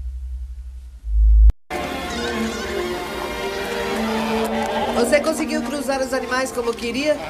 Sim, mãe, na primavera vamos ter muitas ovelhas. Nunca tivemos nome melhor para cuidar dos rebanhos. Não é difícil convencer os animais para cruzarem, mãe. Nem alguns homens. Não queremos falar contra Esaú. Ele se casou com gente de outra tribo e agora está construindo uma casa de pedra, como as de Canaã. E então? O que você acha? Poderia construir uma para você. Uma casa de pedra? Não, Esaú. Não sou de Canaã. Minha amadinha, vamos ler então aí o momento em que o Criador fala através do profeta Natan para Davi. Agora, sempre que nós lemos essa passagem, já foram várias vezes, era para mostrar que o templo não é de Deus, né? Sim. Que Davi não foi autorizado a fazer o templo. Que ele não autorizou Davi. Ele não pediu para ele fazer. Então, agora nós vamos ver, mas a ideia aqui a gente percebeu o seguinte, que é a casa do Criador, é a tenda, somos nós. Ah, certo. Entende? É Correto. isso aí. Tá. É para isso que nós vamos dar uma olhada agora aí. Quando o rei ocupou a sua casa, né, e o Criador o tinha livrado, o rei aqui é Davi, né? Aham. Ocupou a sua casa e o Criador o tinha livrado de todos os inimigos em redor, o rei disse ao profeta Natã: Vê, eu habito numa casa de cedro, e a arca do Criador habita numa tenda. Natã respondeu ao rei: Vai e faze o que o teu coração diz, porque o Criador está contigo. Né? Agora você vê, amada, a arca habitava numa tenda. Numa tenda. O Criador quando determinou a construção da arca, era para que a arca habitasse realmente numa tenda. Entende, amada? Uhum. O Criador nunca falou assim, ó, agora vai você, ou teu filho, ou alguém, e faz no lugar da tenda uma casa. Até porque se fosse para fazer uma casa no lugar da tenda, ele tinha mandado naquela época a Oliabe e a Azalael, os caras que prepararam o tabernáculo, que preparasse a casa. É sim. Entende, amada? É verdade. Então ele nunca pensou em negócio de casa, mas de tenda. Aí as pessoas agora que são do sistema religioso e gostam de pegar a gente no contrapé, pode dizer, Rubens, como naquela época eles iam construir uma casa se Israel estava peregrinando no deserto? Ah, sim. Não poderia fixar uma casa, tinha que ser realmente uma tenda. Uma tenda. Amada, tudo é sombra, minha amada. Essas pessoas que pensam assim e talvez busquem justificar o sistema religioso falando essas coisas, deve pensar, pelo menos, que o Criador é onipotente. Com certeza. Onde ele mandasse fazer uma casa, se ele quisesse, ali ficaria até hoje. Sim. Fosse no deserto, fosse fora do deserto, fosse onde fosse. Ele até transformava o deserto num oásis. Sim. Ou num país tropical. Ele que fez tudo. Mas não foi desta forma, porque o Criador nos queria deixar a sombra. A sombra pra gente ver. Entende, amada? Verdade. Então é melhor nós crermos que o que ocorreu, ocorreu como ocorreu, porque foi essa exatamente a vontade do Criador. Não para aquele povo, para o proveito deles, mas para com aquele povo, para o proveito nosso. Entende, Sim, amada? entendi. No período pós-selo. Perfeito. Da aliança. Então, o que eu estou mostrando para você aqui, e que eu creio que é importante prestar atenção, é que o Criador, através da sua arca, habitava onde, amadinha? Em tenda. Em tenda. Por que o Criador habitava na tenda? Porque ele não tinha algo melhor para ele, tinha que ser a tenda? Não. Claro que não. Não pode ser por limitação. De maneira alguma. Eu prefiro acreditar que é porque ele queria que fosse na tenda, e isso com um motivo específico. Para nós hoje. Nós hoje. Porque essa tenda mais para frente ia se chamar pelo nome dele. O Rolial. Né, amada? A palavra original, segundo os estudos da época, a tenda do Criador. Não precisa discutir. É paleo-hebraico, é assírio, seja a língua que for, isso não faz diferença. O importante é o sentido da palavra. Tenda do Criador. Somos nós. Barraca do Criador. Tabernáculo do Criador. Exatamente. E aí, para poder puxar a pessoa para o entendimento correto, podemos até templo do Criador. Certo. Né, amada? Correto. Para ir lá, pegar pela mão lá dentro e conduzir. Lá dentro do sistema, para tirar do sistema. Saia dela, povo meu. Né? Tirar do templo falso, né? Exatamente. Vamos ler de novo, amadinha, Vamos. prestando atenção que você vai cada vez mais ficar afinado com o que foi escrito para nós, que é muito precioso. Verdade. Quando o rei ocupou a sua casa e o Criador o tinha livrado de todos os inimigos em redor, o rei disse ao profeta Natã: Vê, eu habito numa casa de cedro, e a arca do Altíssimo habita numa tenda. Amadinha, e eu tenho que falar algo, amadinha, que é com o coração muito apertado, mas eu tenho que falar. Davi está no coração de muitas casas de pedra hoje. É verdade. Davi está em muitos corações aí hoje do sistema religioso, né? Morando lá dentro, né, amado? É, isso aí. Ele não mudou da casa de pedra dele. Né? Sim. Essas sombras, amadas, são coisas muito fortes que o Criador deixou para nós. Você vê que as pessoas defendem Davi de tudo e é tudo por Davi. Davi está morando nessas tendas de pedra, que são casas de pedra, de cedro, do que for até hoje, amado. Eu creio, Rubens. Agora, e no raciocínio que você falou agora, as pessoas dizem que a letra mata, a gente lê isso aqui, né, e fala que a gente é da letra. Eu acho que a gente consegue ver coisas assim bem mais espirituais, né? Porque essa passagem mesmo, ela é bem espiritual. Davi mesmo declarou, amada, pela sua própria boca: eu habito em casa de cedro. Era madeira de lei forte, madeira dura, né? Como hoje as casas de pedra. Davi estava habitando em casa de pedra naquela época. E hoje? Será que não é Davi que está habitando na maioria das casas de pedra que estão por aí? É verdade.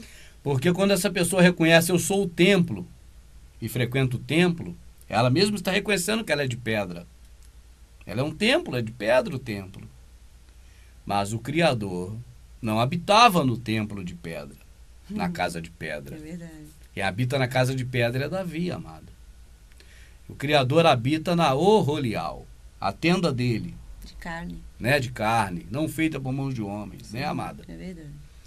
É, minha rica, aí é que o negócio fica sério. Vamos ler mais uma vez, amadinha, nunca é demais, né?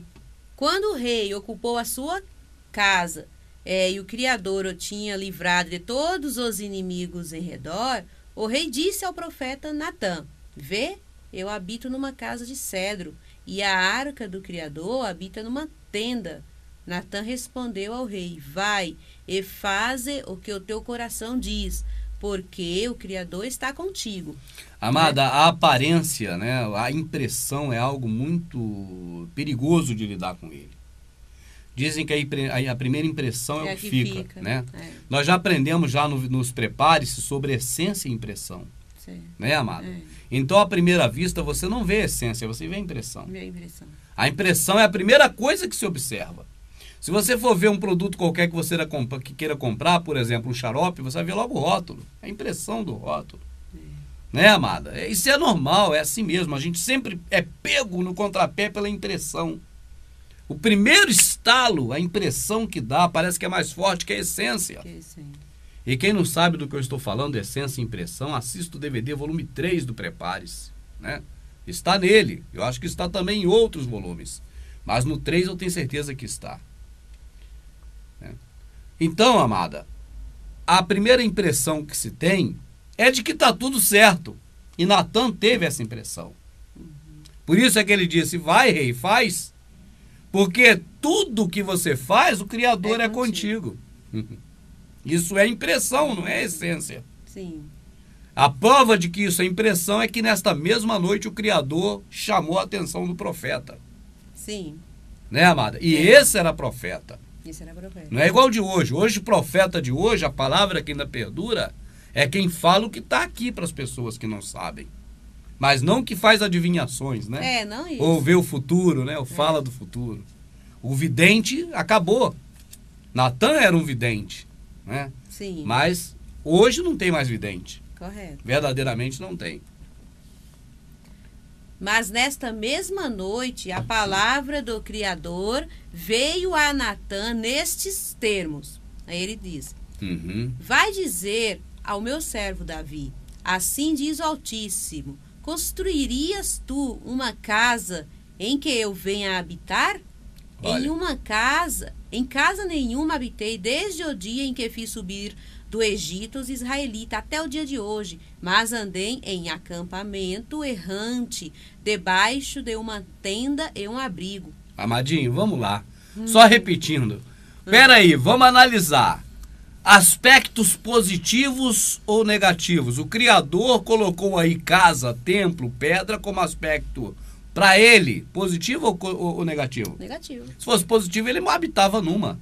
Ou ele não pode habitar numa casa se ele construiu o planeta, o universo, tudo, nossas células. Sim. Não poderia ele habitar numa casa ou fazer uma para ele? Poderia. Se ele precisasse habitar, porque sobre ele habitar, não vou repetir, mas já falamos isso exaustivamente, ele não tem um bumbum para cansar, para sentar. É verdade. Não tem uma espinha para doer, para ter que deitar. Exatamente. Bom, então, é outra história. É. Mas veja bem o que eu estou colocando. Na visão, foi o que eu falei logo no início, na visão do Criador, que é passado para nós através da Escritura, existem características dele que são muito, muito bonitas de se perceber. Sim. Neste caso, a preferência dele de habitar em tenda em razão ou função de habitar em uma casa de tijolo. E aí, volto a dizer, não quer muito repetir, o povo dele, que ele criou, que ele chamou, tinha a mesma característica. Eles não gostavam de habitar em casa de pedra. Isso para eles era um desagrado ao Criador. Porque o negócio do Criador, não estou falando negócio de comércio, mas a aliança dele era com a tenda. Por isso ele fez uma promessa a Davi, amado. Porque o Criador conhecia o coração do Davi. E viu, por exemplo, que Davi não estava dizendo, eu moro numa casa boa e posso dar uma...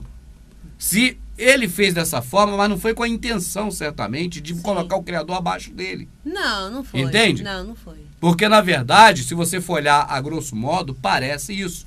Mas eu penso que não foi essa a intenção de Davi. Foi realmente de fazer o melhor para o Criador. Sim. Como ele sempre quis fazer, cantar, dançar. Exato. Nunca acertou, sempre errou. Né? Vamos dizer a verdade, porque o Criador nunca pediu essas coisas, mas ele queria sempre fazer alguma coisa. Aí, amada, quando eu perdi um pouquinho do que eu estava falando antes aqui, mas eu acho que eu consigo voltar. O Criador chega e fala, eu tenho andado nas tendas. Nas tendas. E se eu quisesse, falava qualquer uma, vamos dizer, tribo de Israel, né?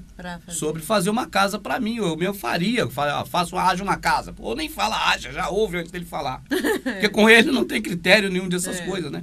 Mas o que a gente vê, que eu estava dizendo, é isso, que ele tem um perfil de valores do próprio Criador, que a gente conhecendo a Escritura, conhece esses tipos de valores dele. Então você vê, amada, que o que ele fez com que aquele povo dele gostasse de habitar em tendas, e ele também, por preferência por tendas, já era uma visão futura de nós. Para nós hoje. Hoje que somos a tenda. Por isso ele fez uma promessa a Davi, porque ele viu em Davi, eu pensar pode. Eu penso que ele viu em Davi uma boa vontade, não uma altivez. Verdade. Então ele contemplou Davi com uma promessa de que alguém faria para ele uma casa? Não. Uma tenda? É verdade. Porque ele não quer casa, amado, ele quer tenda. Sim. Isso que o povo não entende, mas eu quero que entenda, ele quer a tenda. Um abraço ao meu amado pastor Leandro, ele que sempre gosta de fazer um trocadilho assim, né? Eu gosto muito do meu amado Leandro, que fez o debate com a gente, né? Irmão, a gente gosta muito dele, ama demais. Então, amadinha, que entenda que, na verdade, o que ele sempre quis é tenda. E nós somos essa tenda para a habitação dele. Ele não quis a casa, é verdade. Então ele prometeu a Davi que de Davi sairia aquele que construiria para ele a tenda. A tenda. Outra coisa que eu quero que o pessoal entenda, né, e que deveria saber, é que igreja é um termo blasfemado, eclésia. É grego, significa tirados para fora. Tirados para fora de onde? De qualquer lugar, para ficar exposto ao sol. Tirados para fora para adorar o sol. Essa é a essência. Porque aquele povo adorava o sol do lado de fora, eles ficavam no alto, mais perto do sol talvez. Eles entendiam assim que era mais perto do sol. Eles subiam no monte lá no Zigurate, para adorar o Deus Sol. Então, que igreja é um termo dito grego para tirados para fora. A palavra que deveria estar no lugar de igreja, traduzida é a tenda do Criador. A tenda do Pai, a tenda do Eterno, a tenda do Altíssimo. Né? Qualquer um que você possa saber que seja o Criador ou o nome dele. Que nós acreditamos que seja Yahweh. Então, o Rolial, a tenda de Yahweh. Né, amada? Sim. Que nós cremos que seja assim. Porque os estudos mais antigos dizem que é assim. Mas eu mesmo não posso afirmar de mim que esse é. Mas é por aí o caminho. Sim. Não é igreja, eclésia. Né? O entendimento é mais para esse, talvez de Yahweh, do que, claro, perfeitamente, do que igreja, que é grego. É adversário. É outra história. Lê de novo, amado, e vamos em frente. Então, Por favor, minha riquinha. Aí, como é que fala? Quando o rei ocupou a casa, né? Ocupou a sua casa, e o Criador o tinha livrado de todos os seus inimigos em redor, o rei disse ao profeta Natã: vê, eu habito numa casa de cedro, e a arca do Criador habita numa tenda. Natã respondeu ao rei: vai e faz o que o teu coração diz, porque o Altíssimo está contigo. Certo. Né? Mas nesta mesma noite, a palavra do Altíssimo veio a Natã nestes termos: vai dizer ao meu servo Davi, assim diz o Criador, construirias tu uma casa em que eu venha a habitar? Em casa nenhuma habitei, desde o dia em que fiz subir do Egito os israelitas até o dia de hoje, mas andei em acampamento errante, debaixo de uma tenda e um abrigo. Durante todo o tempo em que andei com os israelitas, porventura disse a um só dos juízes de Israel, que eu tinha instituído, né, como pastores do meu povo Israel: por que não edificaste para mim uma casa de cedro? Certo. Né? Ele diz assim: por que eu não pedi já há muito tempo para fazer uma casa para mim de cedro, uma casa de madeira, uma casa de para aquelas pessoas, para os juízes lá, né, que comandavam o povo. Na verdade, até sombra do Salvador, né? O Salvador também veio ao mundo e era igual a tenda do pai dele, né?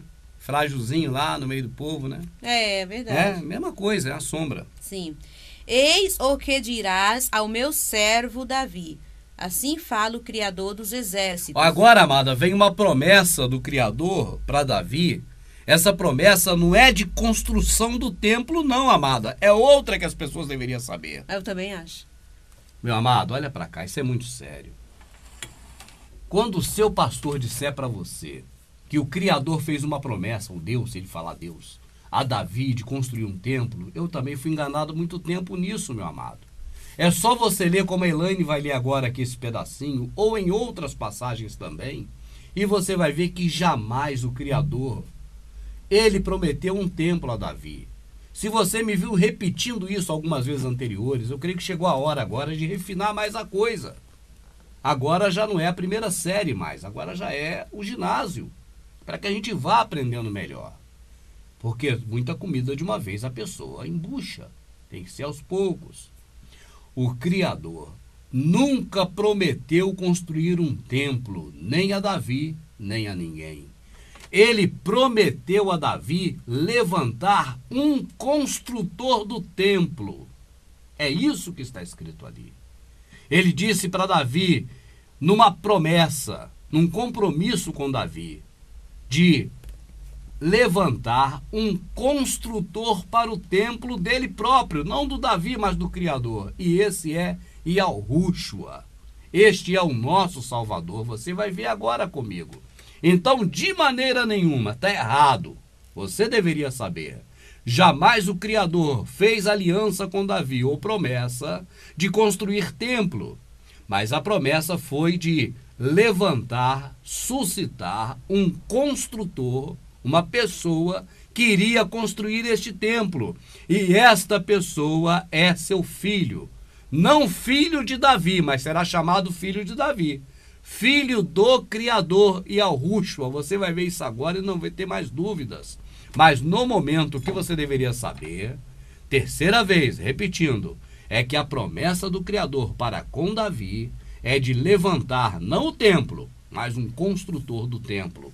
Ou seja, o que o Criador está prometendo a Davi não é novo não, meu amado. É o mesmo que ele prometeu a Abraão. É o selo. Verdade. Vai, minha rica, por É favor. verdade. Eis o que dirá o meu servo Davi. Assim fala o Criador dos exércitos. Fui eu que te tirei das pastagens, onde pastoreavas ovelhas, para seres chefe do meu povo Israel. Eu estive contigo por onde ias, e destruí todos os teus inimigos diante de ti. Eu te darei, eu te darei um grande nome, como o nome dos grandes da terra. Amado, só um detalhe enquanto você não continua. Isso tudo é sombra, viu, amada? Esse reino do Davi que ele fala, essa coisa toda, é a coisa futura, viu? É a glória, a eternidade. é a salvação, viu? Sim, Tá é tudo porque aí tem nesse uma trecho passagem do- que eu acho que foi até depois aqui, nos profetas, que fala sobre isso, né? Que fala, estamos esperando Davi, alguma coisa assim. é. E não é o Salvador. Não é o Davi. Porque ele não vai Mas voltar. é o reino dele né, que já através tinha- do filho dele. ele não ia voltar. ele Qual é tinha o filho passado. dele? O Salvador, né? Salvador. O Salvador. É o filho de uma linha de visão da própria escritura, né? Tá certo? Que ele é filho de Davi. O próprio Certo. anjo fala isso. É, Ele mesmo diz assim, como pode eu ser filho de Davi se Davi diz o Senhor ao seu Senhor? Não, porque ele não é filho de Davi como se fosse um ser humano. Isso aí já estamos falando da eternidade. Se fosse uma coisa assim carnal, né? É. Uma linhagem carnal. É. Exatamente. Embora fosse também, né? Também. Da linhagem. Mas Descendência, não é isso que- né? Mas não é Isso. isso que ele tá falando. Ele tá dizendo- naquele momento ele está dizendo que ele é o Criador. Aham. Por isso que, como pode o Senhor, diz ao meu Senhor, assenta do meu lado. É Né? verdade. Aquela sim. passagem. Só abrir porque alguém pode pensar nisso também. É só apagar incêndio isso aqui. Agora vamos em frente. Entendi. É. Eu estive contigo por onde ias e destruí todos os teus inimigos diante de ti. Eu te darei um grande nome, como o nome dos grandes da terra. Prepararei um lugar para o meu povo Israel. Eu o fixarei para que habite nesse lugar e não mais tenha de andar errante, nem os perversos continuem a oprimi-los como antes, desde o tempo em que instituí juízes sobre o meu povo Israel. Eu te concedi o repouso diante de todos os teus inimigos. O Certo. Criador te anuncia que ele te fará uma casa. Né? Amada, O Criador te veja anuncia. bem, amada, mas outra coisa Casa. mais rica do mundo aí, amadinha. Presta atenção. O Criador anuncia a Davi que o Criador criará uma casa para Davi. O Criador te anuncia que ele, né, te fará uma casa. Viu, amada? Ele Não é fará Davi uma fazer casa para o Criador, é o Criador fazer uma casa para ele. Exatamente. Vamos lá, amada. E quando os teus dias estiverem completos e vieres a dormir. Agora vem uma promessa. A promessa do Criador construir um templo. Ó. Vê se é isso. Que o sistema religioso ensina isso. Que ele mandou fazer aquele templo. Vê se é. Cadê? E quando os teus dias estiverem completos e Depois vieres que você morrer. a dormir com os teus pais, farei permanecer a tua linhagem após ti. Olha, permanecer a linhagem após dele. É da linhagem, lá na frente. Não é filho dele, Salomão. Vai vendo. Após ti. Aquele que Depois terá... que ele morrer. Ele fez Salomão, ele estava vivo, amado. Ele fez Salomão com Betseba. É verdade. Cruzando com a Betseba lá no Palácio Real. Então, ele estava vivo. Não é Salomão, é a linhagem de Salomão. Vamos embora. É verdade. Aquele que terá saído das tuas entranhas e firmarei a sua realeza. Vai firmar a realeza do Criador, nosso Rei Eterno. A realeza. Salvador, Será ele que construirá uma casa para o meu nome. Então veja bem, ele está levantando um homem que vai construir uma casa. O nome dele. Uma casa ao nome do Criador. A Criador. tenda do Criador. Sim. Igreja é tirados para fora. É verdade. Isso não é o nome dele. Templo de Salomão, minha amada, é templo de Salomão. Templo de Salomão. Templo claro. de Herodes é templo de Herodes. Templo de Zorobabel é de É Zorobabel. templo de Zorobabel. Exatamente. O templo do seu Manuel Pereira da Silva, pastor da esquina, é do seu Manuel. O templo da Universal é do Macedo. É do Macedo. Ele construirá uma... será ele que construirá uma casa para o meu nome. Uma casa para o meu nome. Agora, amada, esta casa para o nome dele é a tenda do Pai. Não é a casa do Pai, nem o templo do Pai. Sim. Entende? É a tenda do Pai. Certo. Entende? Quem sabe nos originais mais antigos, aí estava até, ele construirá uma tenda ao meu nome. Quem sabe? É verdade. Seria mais propício do que uma casa. Temos que ver que estamos lendo a Bíblia, né? E quando fala também uma casa ao meu nome, amada, na sombra futura, a casa também representa a família. Porque nesse momento aí pode estar dizendo uma família para o Criador. Nós, ao Rolial. Certo. Não o Rolial, eu, você e ele, a individual. Mas ao Rolial coletivo, a casa do Pai. Tá. Vamos falar no termo blasfemado que entende melhor, infelizmente, a igreja. Porque o negócio ficou tão de ponta cabeça, tão virado ao contrário, que às vezes você até citando uma palavra blasfemada, para a pessoa entender, às vezes fica até melhor. Então entenda a igreja. Quando se citará uma casa, pode estar se falando da Rolial, da coletividade, das pessoas que foram agrupadas num só corpo, do que se conhece hoje como a igreja. Certo. Né? Será ele que construirá uma casa para o meu nome, e estabelecerei para sempre o seu trono. O trono de Salomão não foi para sempre. Verdade. O trono do Salvador é para sempre. Para construir uma casa ao nome do Criador, né, ou uma tenda, seria exatamente ao nome dele. Por isso, o Rolial, Sim. a tenda de Yahweh, né, o tabernáculo de Yahweh, o tabernáculo do Pai. Por que quando fala tenda ou tabernáculo? Porque é a mesma coisa. Tenda e tabernáculo. Agora, casa e templo já é diferente. Certo. É de alvenaria, ou madeira, ou o que for. Eu serei para ele pai. E ele me será por filho. Será para mim filho. Se ele fizer o mal, castigá-lo-ei com vara de homem e com açoites de homem. Minha fidelidade não se afastará dele, como a tirei de Saul, que afastei de diante de ti. Certo. A tua casa e a tua realeza subsistirão para sempre diante de ti, e o seu trono se estabelecerá para sempre. O trono de Salomão não foi para sempre, até houve divisão logo depois dele, né? E apenas tem um trecho aí que o pessoal fala, mas se ele vier transgredir, o Salvador tinha livre-arbítrio.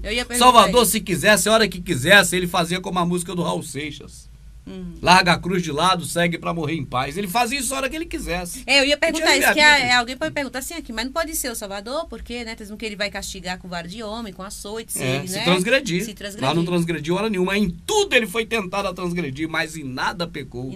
Não transgrediu em nada. E ele tinha o nosso Salvador. Tinha. Exatamente. Então você vê, amada, que mesmo assim o sistema religioso pega numa raiz podre na beira do abismo para não cair. Com certeza. Porque tá vendo 1000 coisas aí que mostram que não é Salomão. Mas se tem uma que diz que castigará, aí já tenta pegar para dizer, não é Jesus. Não é Jesus, não é mesmo, né? Mas o Salvador poderia ter transgredido. Certo. Agora, daqui, amada, tem alguns elementos aqui, tem alguns elementos nessa conversa, que elas te dão links, elos, para você ligar a essa promessa quando foi cumprida. Entende?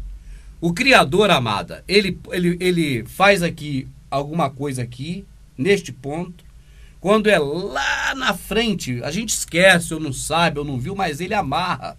Ele não deixa solto. Ele amarra aquilo que ele falou lá na frente, conforme foi dito. Então agora vamos ver a amarração disso lá no anjo. Quando anunciou esse que ele estava suscitando. Eu vou traduzir em miúdos para você, de repente simplifica mais. Olha só. Terminando, né, para a pessoa ver que terminou aqui, ó, Natan comunicou a Davi todas essas palavras e toda essa visão. Quer dizer, acabou aqui. Não tem mais na outra assim, conforme toda a visão de Natan foi dito, não teve mais nada. Lá em Crônicas é outro assunto, depois a gente fala. Porque Davi lá deu uma mentida lá categórica, mas é outra coisa. E que prova que Davi mente é que aqui está diferente de lá. E aqui é o Natan falando, né, o Criador falando pela boca de Natan. E lá é Davi falando pela boca dele. Então qual que você vai crer mais, né? Está relatado lá, mas tudo está relatado na Bíblia. O que mais tem na Bíblia é mentira, de pessoas que mentiram, né? Então, Davi não mente. Então Davi é Deus, então continua com ele no coração aí guardado. Como no lugar do Salvador, porque é isso que as pessoas fazem. Tem mais Davi do que o Salvador no coração. Mas o que eu estava dizendo aqui, amada, que é importante a gente dar uma observada, é que existem palavras ditas do Criador através de Natan a Davi, que no momento que ele vai cumprir isso que ele prometeu através de Davi, o anjo dele fala desse cumprimento. Sim. Então é o que a gente vai ver agora. Vamos ver se tem a ver com o que ele falou na frente. Vamos lá, bem devagarzinho, amadinha. Sim. O anjo, porém, acrescentou, não temas, Maria, encontraste graça junto do Altíssimo. Eis que conceberás no teu seio e darás à luz um filho. E o chamarás com o nome, do jeito que está aqui, né? Jesus. Né? Jesus está aí. Jesus aqui. Ele será grande, será chamado Filho do Altíssimo. Peraí, já tem uma característica. Este aí será chamado Filho do Altíssimo. Filho do Altíssimo. Lá quando Natan falou, a boca do Criador falou, será chamado Filho do Altíssimo. Filho do Altíssimo, já tem um ponto aí, ó. Ele será chamado Filho do Altíssimo, e o Criador lhe dará o trono de Davi, seu pai. É filho de Davi. Dará o trono de Davi, seu pai. Sim. É a raiz de Davi. Ele reinará... na casa de Jacó para sempre, e o seu reinado não terá fim. Reinado de Salomão não foi para sempre, teve fim. Esse é para sempre. Vai mais, vê mais aí. Ele reinará na casa de Jacó para sempre, e o seu reinado não terá fim.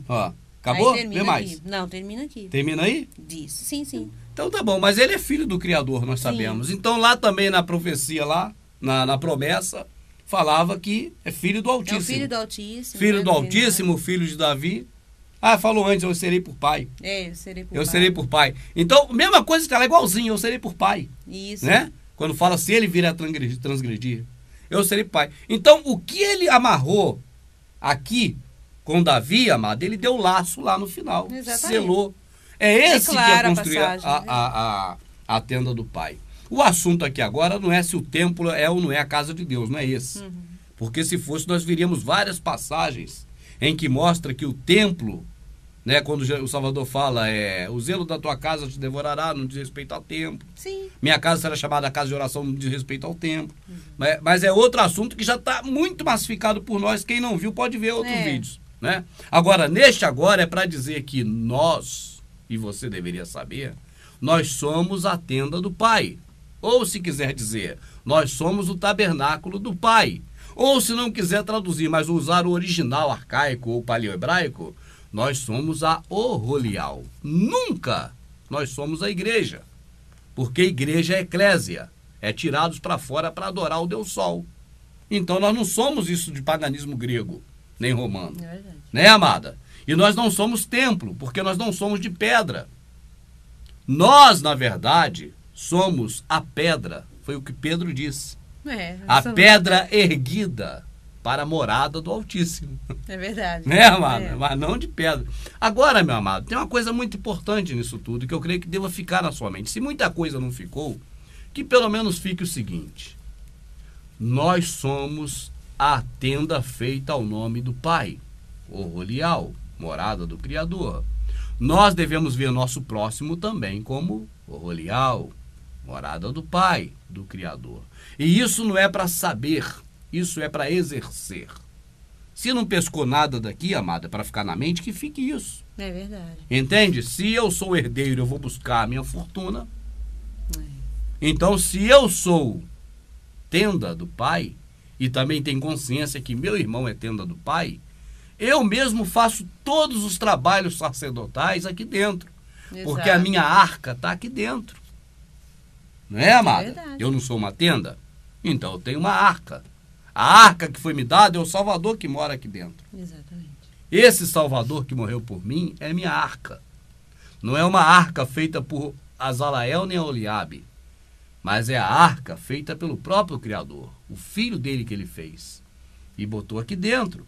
Então, se eu tenho aqui dentro o filho do Criador, o Criador morando aqui, o espírito dele, eu tenho que me comportar como alguém santo. E da mesma forma também o meu próximo eu devo considerar pela mesma forma e jamais trazer prejuízo para ele. E não dar essa honra, né, de ser a casa do Eterno para algo criado pelo homem, né? Não é mais fácil, amada. Eu dou a minha fortuna da herança pro meu amigo que trabalha comigo no meu setor, no escritório. Eu dou para ele, então pro pastor. Pastor, hoje eu descobri que eu sou herdeiro de uma grande fortuna. E eu tô dando minha herança para você. Pode ir lá pegar. Quem faria isso? Ninguém. Infelizmente, com a tenda do Criador, muitos têm feito. Estão fazendo.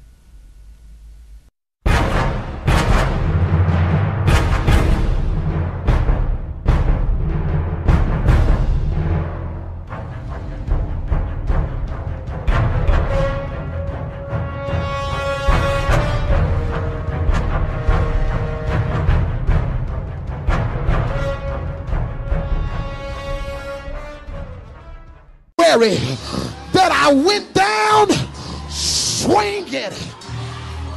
I went down giving God the glory.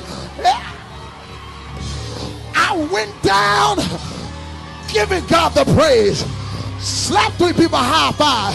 Say, I will bless the Lord at all times. His praise shall continually be in my mouth. Is he worthy? While you're broke, still praise him. In your busted car, still praise him. Now unto him who is able, he's able to keep your lights on. He's able to take it.